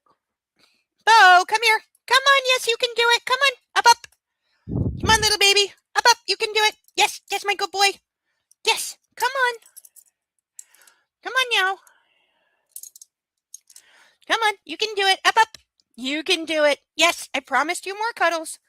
There we go. There's a big puppy. Yes, there's my beautiful puppy. Look at him. Look at the puppy. We have time to look at the puppy. We've only got 1 more chapter to go, and then I will read my thing, which is about 3 to 4 pages. This chapter is only... it's like 7 pages. So we're good. We got plenty of time. The UK has gone through, what, like 4 PMs in 5 years? I think so. Larry the cat is now the longest serving politician in the UK.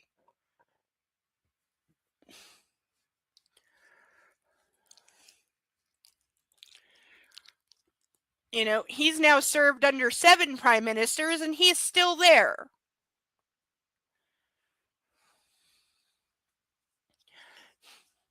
I did love the photos a couple weeks ago of when Oh, it's okay. It's okay. Oh, he's shaking because I'm touching him with the cuffs. I'm sorry. It's okay. Why do these make you jump? Why? It literally makes him jump. Why? Why do those make you jump? Why? Why? What's the matter? What's the matter? Yes, Larry the cat gets it done. Yes, there was a wonderful photo a couple of weeks ago because he likes to go to the alleyway next to the house and, scrounge himself uh a little mousy dinner, and he decided to take his fresh kill and gift it to the press that is always stationed outside number 10 Downing Street in case of announcements.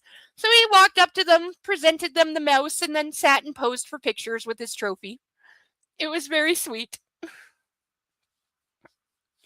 But he's frequently seen coming back from the alley with, something small and furry in his mouth. His kitty gonna kitty.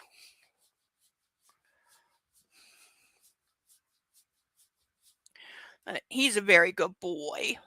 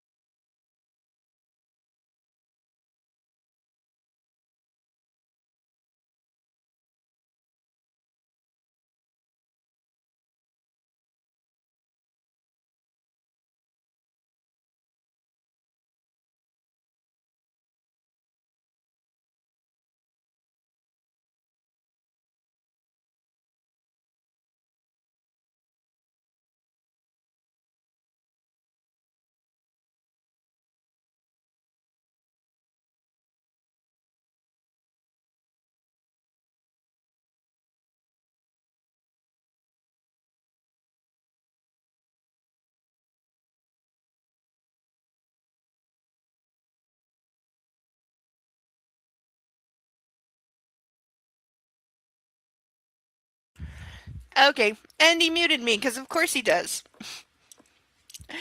I was saying he's gonna spend tomorrow trying to get the bird. Not that he wants to eat it, because he doesn't know that. He just wants to play with it, and then it would be, but play with me. Oops, it's dead. I didn't do it. Puppy, you have such a talent for hitting the mute button. He really does. I don't know where he gets it from, but he does. And he does it on purpose, believe me.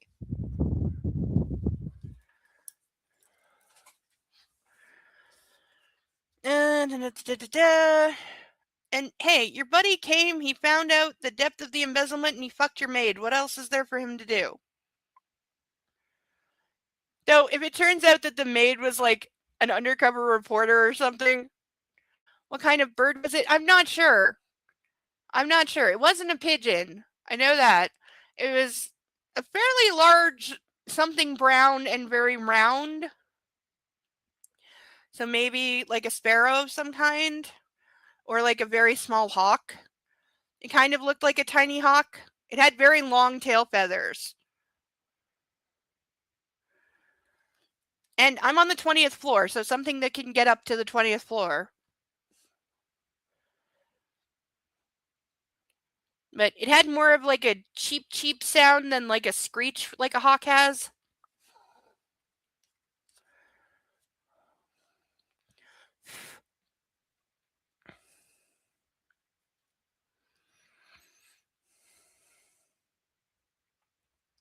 Oh, but my friend did tell me there's an app that I'm going to download for Android. I think it's called Merlin, that if you let it listen, it will tell you what kind of bird.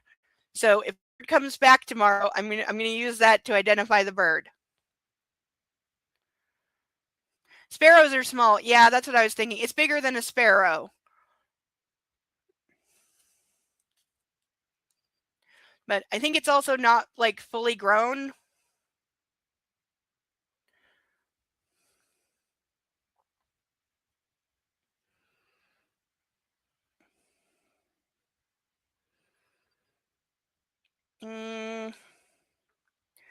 I need you.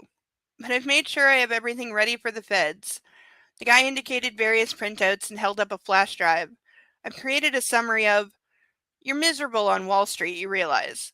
The withdrawals that I've found, it's all here. Just give them this drive. Actually, and they'll know what to do. They can call me with questions. I'll leave my card and my cell phone number. You have to stay. Jeff cursed and rubbed his eyes. Lane, I'm not some magic talisman that's going to make all this go away. I'm not even the best man for this kind of thing. I also have no official role in the company and no legal authority. I trust you. I already have a job that you hate. You're telling this guy to throw away probably his like entire career working at this place to what?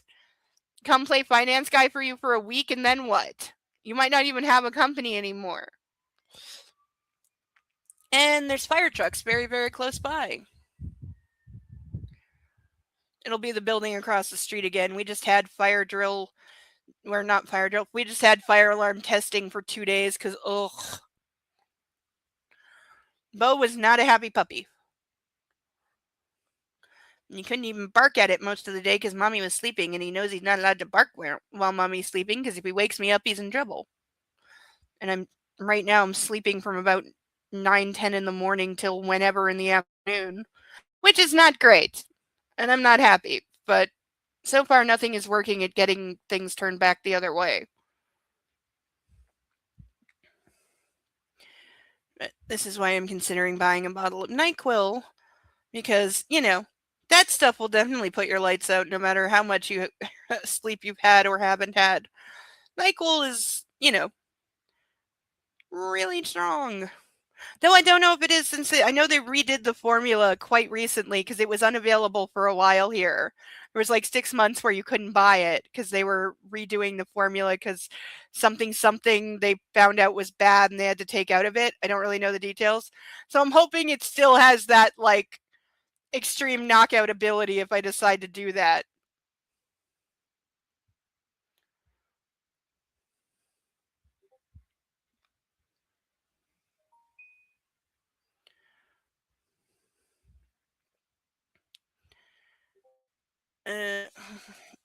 Oh, we have a possible bird.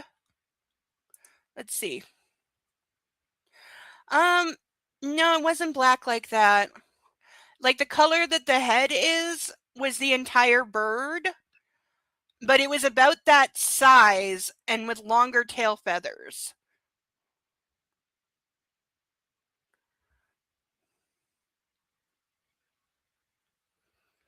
But that's a very pretty bird.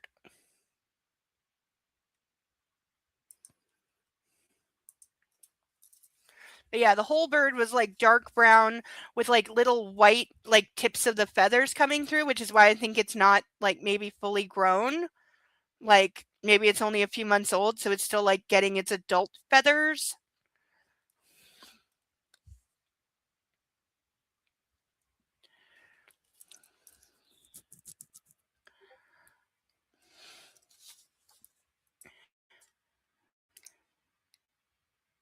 Yeah, that. Yeah, it looked like that. And wow, can those things, like, make a lot of noise for the size of it. I mean, it's not a tiny little, like, chickadee bird. It's like this, but yeah, that's it. Those super long tail feathers. Brown thrasher. That's fully grown, so that's as big as they get? They're substantial around here. Most birds around here are really tiny, except for the pigeons, which are just really fat. Because, you know, they're city pigeons. They're incredibly well fed. But yeah, brown thrasher. So I guess that's what's playing with my dog. But we'll see if it comes back or if it had fun just teasing him today.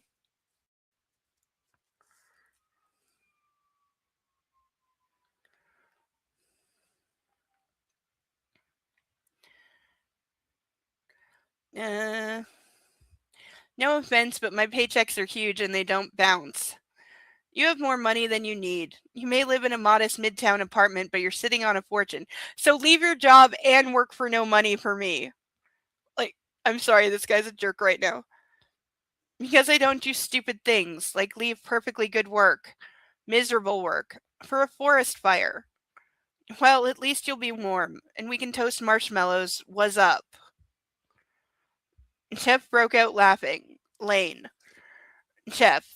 His friend crossed his arms over his chest and pushed his metrosexual glasses higher up on his nose. Does anyone use the term metrosexual anymore? In his white button-down Oxfords and his black slacks, he looked like he was prepared to go to his office directly from the landing at Teterboro, New Jersey Airport. I just can't say words. Tell me something, the guy started. No, I don't know the square root of anything. I can't do the pi thing to the nth degree. And if you ask me why the caged bird sings, at the moment, I feel like it's because the damn thing has a gun to its head. Why haven't you called the feds yet? Okay, do you really need an answer to that? Lane went on a wander, heading over to the bank of windows that overlooked the side gardens and the river. Down below in the morning sunlight, the Ohio was a gorgeous, shimmering pathway to Charmont's business district, as if those glass and steel buildings were some kind of nirvana. There were crimes committed, Lane. Are you protecting your father even though he's dead? Hell no. So drop a dime. Yeah, there's other people involved in this. And possibly murder.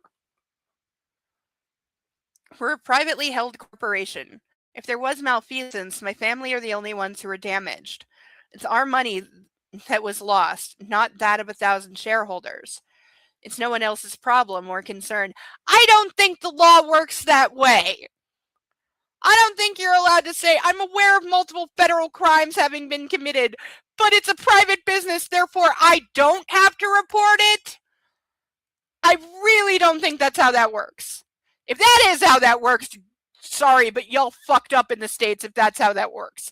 If you can legally not report, like, serious crimes, very serious crimes that possibly include a murder, because you are a private company, if that is legal to do, that is fucked up.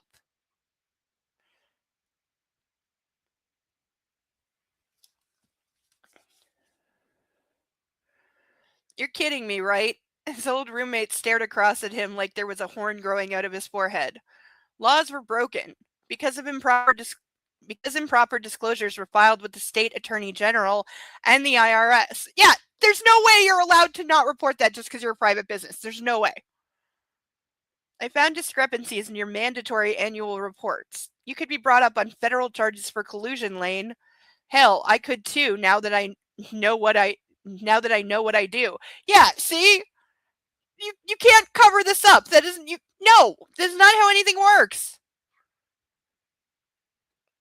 Lane glanced over his shoulder. Is that why you're going? Maybe. What if I said I could protect you? Because you own the feds? I get that you own the local law enforcement, but you don't own the feds, dude. Jeff rolled his eyes and went over to a duffel on the bed. As he zipped the thing closed, he shook his head. You entitled motherfuckers think the world revolves around you. Yes. That the rules are just different because you come from a family tree with some money. Yes. I'm not saying anything is done to dissuade people of that notion. The money's gone, remember? Look, either you call in law enforcement or I'm going to have to. I love you like a brother, but I'm not willing to go to jail for you. Down here, things are taken care of. Seriously, how much power do you think you have? Jeff straightened and cranked his head around. He opened his mouth and then shut it. You sound like a mobster. He does, a little bit. Lane shrugged. It is what it is. But when I say I can protect you, it includes against things like government. Okay, you are like, dude, where are you getting this ridiculous amount of power from? Seriously. You're crazy. Lane just stared at his old friend, and the longer he met those eyes behind those glasses, the paler Jeff became. After a moment, Jeff sat down on the bed and braced his hands on his knees. Staring across the elegant room, he said softly, Shit. No, not shit. You can stay here, find out everything that happened, and I'll deal with it privately. That's the course we're going to take. And if I refuse, you're going to stay. Is that a threat? It's kind of sounding like it. Yeah, Sarah with the valid point here. Rico! That means everybody going to jail. Of course not. You're one of my oldest friends. But they both knew the truth. The man was going nowhere. Because he has what reason to fucking stay in this mess? And get pulled further in and commit crimes himself? Like, no.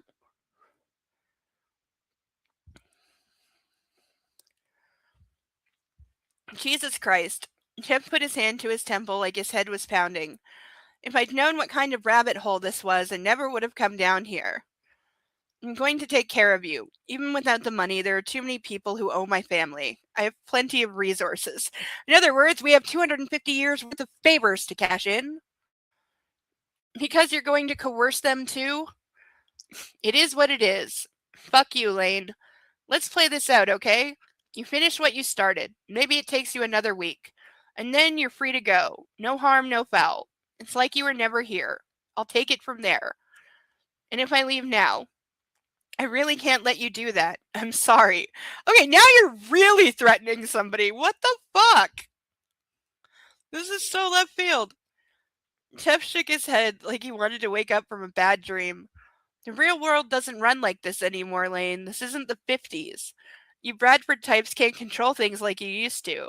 You can't bury accountability in the backyard just because it's inconvenient, or you think a veil of privacy is more important than the law of the land. And as for me, don't push me. Don't put me in this position. You're not the only one with information, though. Lane walked over to the desk and picked up the flash drive. Somehow, I don't think your professional reputation up in Manhattan survived the disclosure of the gambling ring you ran in college. Now we're just literally threatening him. Dude's your oldest friend, and you're just straight up threatening him now. Okay. Students at 5 universities ran hundreds of thousands of dollars through you and your system of bookies. And before you go down the water under the bridge argument, I'll remind you that it was illegal and of such a large scale that you yourself have some RICO stain on you. See? Book even knows! And Sarah, you get points for being ahead of Book. Fuck you. It is what it is. Okay, this is all so much bullshit right now. Jeff looked down at the cuffs on his business shirt for a while, then he shook his head again. Man, you're just like your father. The hell I am. I'm kind of acting like an asshole. You're blackmailing me. What the fuck? This is about survival. You think I want to do this? You think I'm getting off strong-arming one of my best friends to stick in the Viper pit with me? My father would have enjoyed this. I hate it. But what else am I supposed to do? How about not doing this? That's an option. Jeff got to his feet and hollered right back. Call the fucking feds. Be normal instead of some kind of Kentucky Fried Tony Soprano. I can't do that, Lane said grimly. I'm sorry, but I can't. And I'm sorry, but I need you. And I'm in a tragic situation of having to do anything in my power to make you stay. Jeff jabbed a finger across the tense air.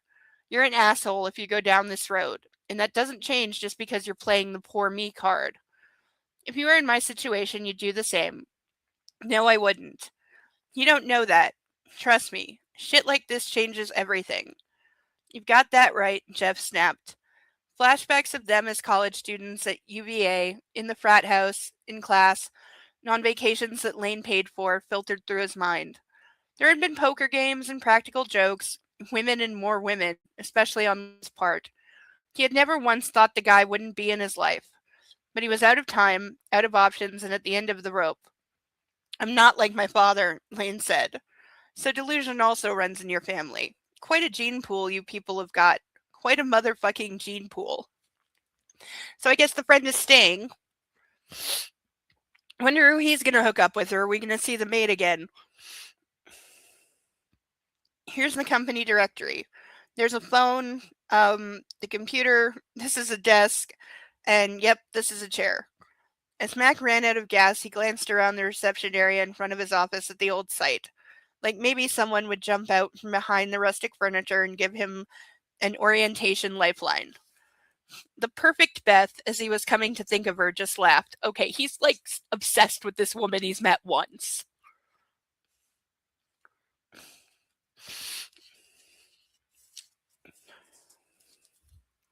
Don't worry, I'll figure it out.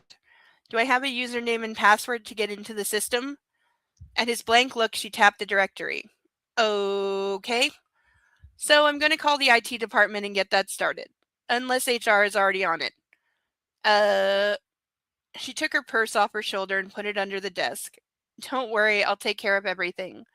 Did you even let them know I've been hired?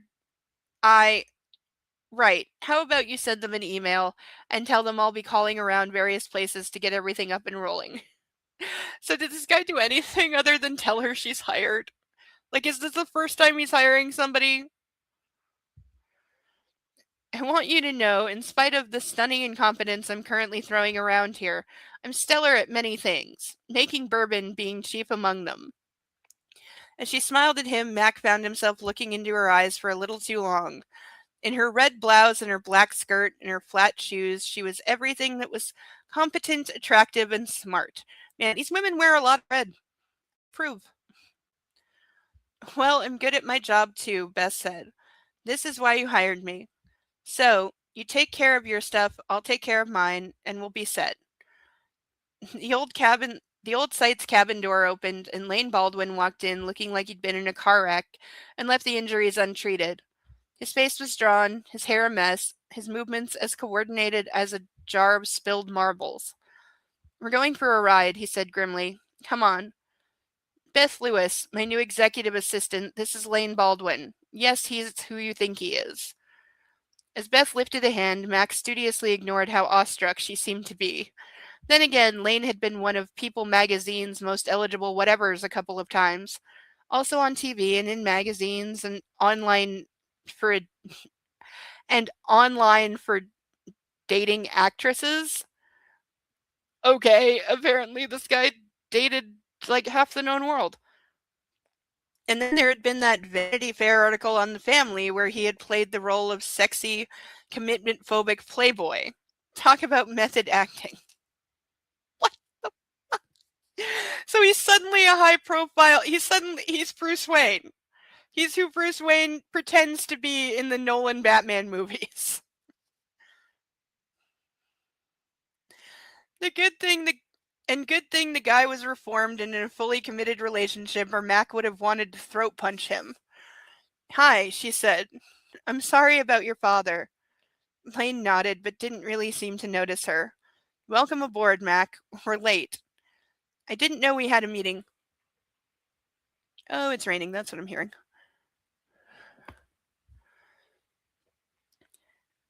Welcome aboard, Mac. We're late.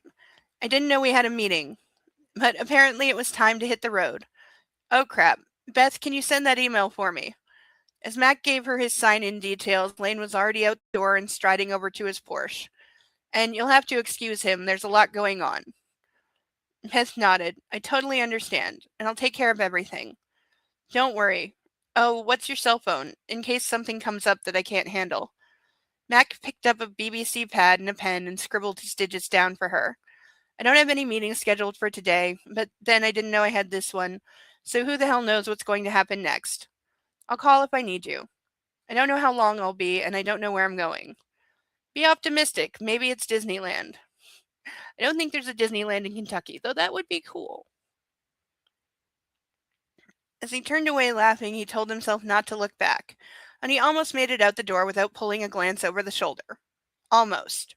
Beth had gone around and sat down at the desktop computer, her fingers flying over the keys. With her hair pulled back in a low ponytail, her face was the picture of professional concentration, but also lovely. How is he so obsessed with this woman? Any chance you're a UFC fan? He blurted. Those blue eyes lifted from the screen and she smiled. Is there another college in the state? I'm pretty sure there isn't one. Okay, and everybody's obsessed with football. Or basketball. I forget which one it is now. It's basketball, isn't it? I don't remember. Sorry. Not a sports person.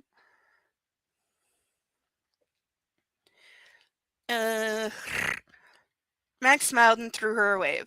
But as he walked over to the Porsche and got in, he wasn't laughing anymore.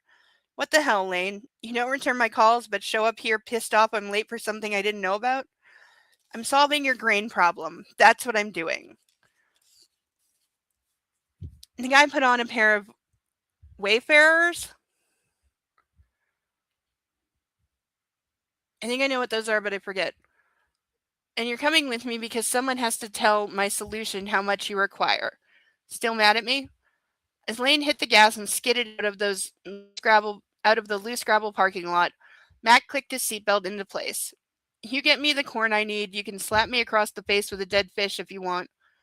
I like a man who thinks outside the box, and in my current mood, I'm likely to pull a pescatarian assault like that just on principle.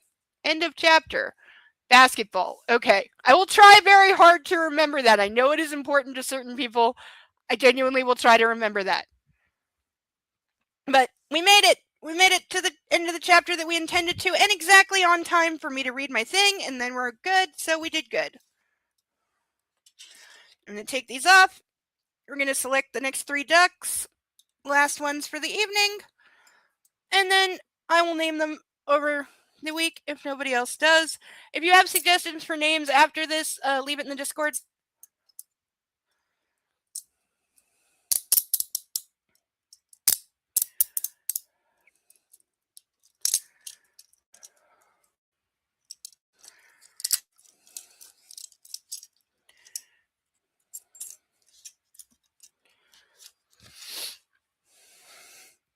See, they leave such nice marks, but they fade so quickly. I want them to look like this for days. But it doesn't work that way, sadly. Okay, but let's see. Who else is going to join? Okay,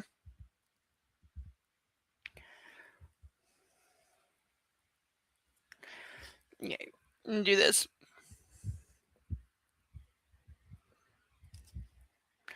Alright. Christmas Story Duck.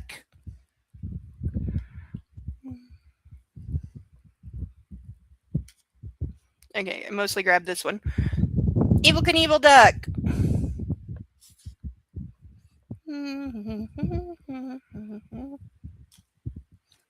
Yoshi Duck. Okay, there we go. There's our ducks. Now I really gotta have some painted ones. This looks too empty. So I will get that done. But let's put these guys where they belong. Let's not put them over dead air. Everyone will have names. We will figure it out. There we go. They look really cute together. There's so many ducks. Okay. Now comes the part of the evening where I thoroughly embarrass myself and read something that I wrote myself. After the day I had online, it's probably should take it as a warning and not. But we'll do anyway, because I said I would.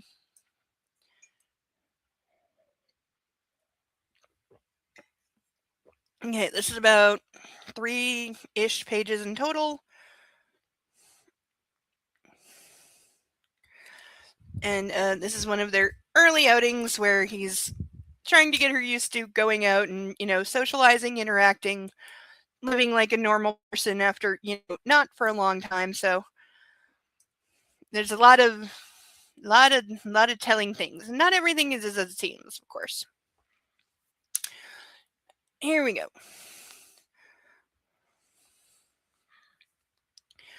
More weeks had passed, and a pattern of habits and daily interactions had built an unspoken schedule, one she'd come to rely on too heavily, beginning to crumble or at best object to any variation.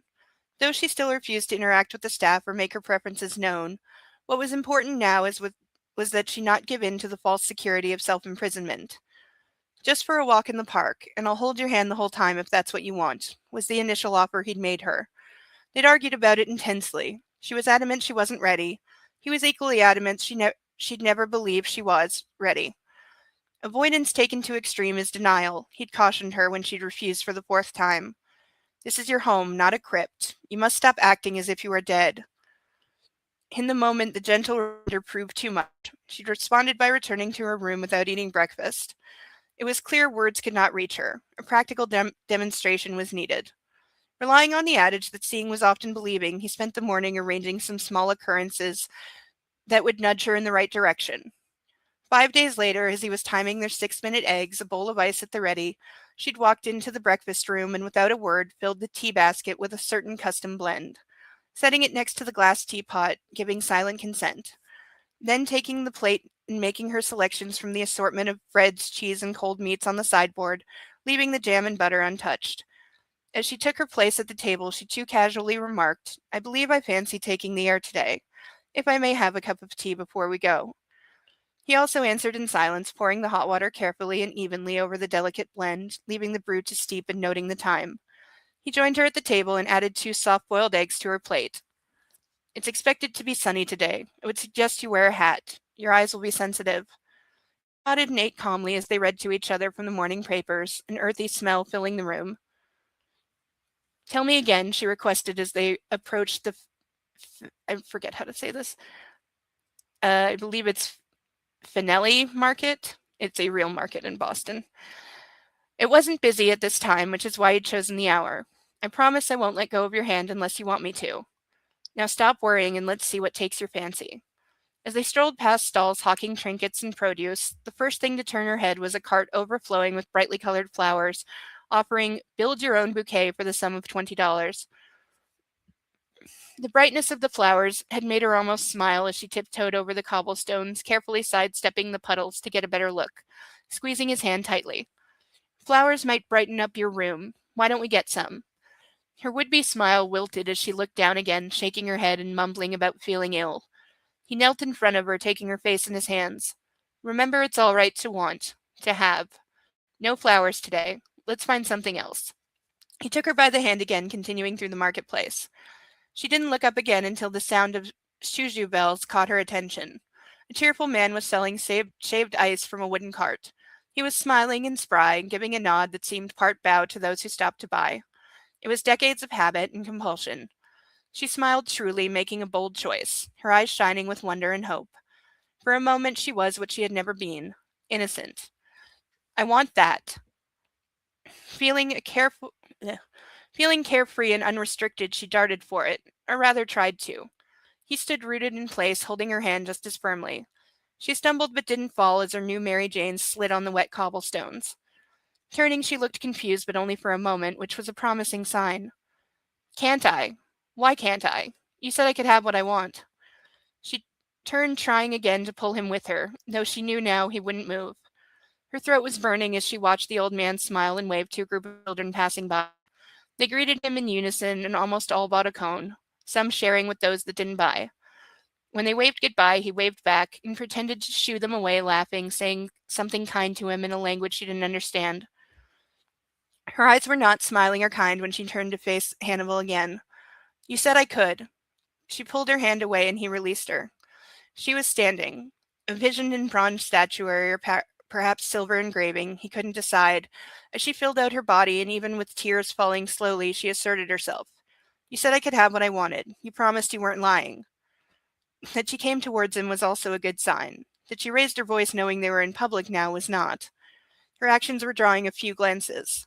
"You said—" Her breathing slowed as her mind raced, caught between giving in and being lost, or pushing forward, taking the chance and maybe finding her way to what she wanted. The setup and the loophole became clear to her. She couldn't say it was unexpected. She wanted to be so furious with him, and later she would be. However, as they were in public and people were already looking, all she could do was hold a false smile if interference was to be avoided. They'd practice for this. He leaned down, trying to take her face between his palms to focus her as the tea took full effect. He covered her ears and blocked the sides of her eyes, but held her gently, still allowing her to sway, blocking out all that was going on around and giving her a moment's peace to ground herself, whispering what she needed to hear. Yes, you can. You can have what you want. You can walk over there and use the money in your pocket to buy what you want, and you will have it. No one will take it from you. No one will yell at you or punish you. He knew she couldn't be sure. I would never allow it. He teased, trying to lighten her mood. She hesitated, doubting now, with tears brimming. I don't feel well. I want to go home. He kissed her forehead. Hold on. This is only a moment, and this feeling will pass. Look at the sign. See how it sways, the colors and the bells. She took in the hand-painted shingle and the sound of the bells, seeing how it was made of thick splitting pieces of wood, likely scabbed from pallets, then crudely nailed together, roughly stained a dark brown color that had been unevenly applied. 4 white squares, hand-painted. At the center of each was a brightly colored fruit that advertised the flavors being offered. Cherry, lemon, grape, and melon. That was what everyone saw. After a moment, she began to smile back, watching in near-perfect stillness. Look deeper, darling girl. See what else is there. See the story. She'd always liked stories, hearing and telling. She looked again at the sign and saw that someone had taken discarded pieces and made something needed out of them. Something useful, if not beautiful, in a conventional way. The work that went into that mattered to her. The intention, if not the realization. That was what made the cart worth her patronage more than the sweet treat being offered. Breaking the trance, she moved closer so no one could hear. Really very mean sometimes. She was teasing, but it was true nonetheless. At least she could say he had always been honest, that there would be challenges and parts of her treatment and recovery that she wouldn't like or would hate. She would struggle, she would disagree, it had all been clearly said. She just didn't think it would come so soon. It was his turn to smile now. Perhaps so, but wanting something's only the start. You need the means and the courage to go get it. You have the means in your pocket. Now we see if you have the courage. Leaning closer to whisper in her ear, courage has its rewards. Show me yours. I'll be watching. When you come back here with your treat, we'll sit on the bench and watch the cherry blossoms fall without a care in the world. He pulled back to check her eyes. The clash he witnessed in her was as beautiful as it was haunted. Do not give in to the most common of emotion, darling girl. She looked to the bells again. They seemed to whirl away as she tried to weigh and measure every aspect of doing such a simple thing. How many steps was it? How many people were around? Were any of them looking at her? What if someone spoke to her? And so many other possibilities. The thoughts could be overwhelming, paralyzing even. The rush of exhilaration they both felt as her hand left his was most gratifying. Risk sounded in every click of her heels on the cobblestones, yet she still walked with purpose and conviction, never once considering looking back. She paused at a safe distance from the cart and pretended to look at the sign. Two cherry, please. Her voice was sweet and lilting, almost a falsetto that belied how scared she was as she dropped the correct amount into the cash box. She accepted the first paper cone easily, but the second raised a problem. 2 cones took 2 hands, leaving none. The word defenseless was practically flashing above her head. It was a proud moment when she didn't run or cry or something worse. Her hand was barely shaking as she accepted the second, keeping her false smile in place. She wobbled slightly as she turned, but her steps were sure, if quickened, as she returned. Easing her down on the bench, putting his arm around her shoulders, he checked her pulse, gently pressing on her neck rather than her wrist as she preferred. Breathe. Just breathe. Her answering gasp brought her color down as the conditioned phrase saw the tension ebb from her body. Good conditioning paying dividend. I knew I'd forgotten something. She laughed in a disconnected way that could almost be called carefree as she pushed one of the paper cones into his free hand. I got one for you, too. She was practically cooing as she locked eyes shining with desire on his, making sure he was watching as she made a show of licking and sucking the thin layer of melted red ice that had formed around the rim of the paper cone. He leaned in close to her, pressing his lips to a clean section of ice, pretending to taste it since she'd gone to the trouble, using the proximity to subtly check her eyes, gauging how affected she was. It's good to see you enjoying your moment of triumph, but remember what I said about euphoria. and transference. He cautioned again, though she hadn't believed him about either subject and still didn't. She only shrugged, smirked, and then struck a wicked grin that usually preceded questionable choices. But today she only pouted, looking up at him through her lashes, rubbed her lips on the red-stained ice, and lifting her head, declared, "There, now I'm a geisha too," quoting the transformative moment from a story not unlike her own and drawing curious looks from those nearby. That she didn't take notice of them looking at her was also encouraging. She wouldn't agree, of course, when he pointed that out later. In fact, she would find it disturbing that she hadn't taken notice, and they'd argue again about when and how vigilance should be employed. It would become a frequent topic as she navigated the outcome of today's calculated risk and waited to see if it had been worth it. Scene.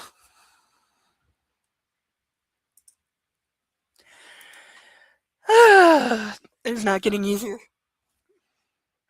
But we are right on time, so that is going to do it. Let's see. Puppy's under his puppy bed being a puppy. But he sends his love and tails and cuddles to everybody. And thank you for hanging out tonight. Thank you for helping me get my new phone. It should be here probably in a couple weeks, I hope. But that will be very, very good. And I'm hoping a few things that don't work anymore maybe work on a newer phone. But we'll see. But we'll come up with names for all of our brand new, very pretty ducks because they are great. And I will figure out how to fit another duck stage onto my desk. I have been collecting boxes to make it out of, so we should be good there. But until next week, everybody take care of yourselves and your fur babies, especially in this heat. Love on all things furry and four-legged.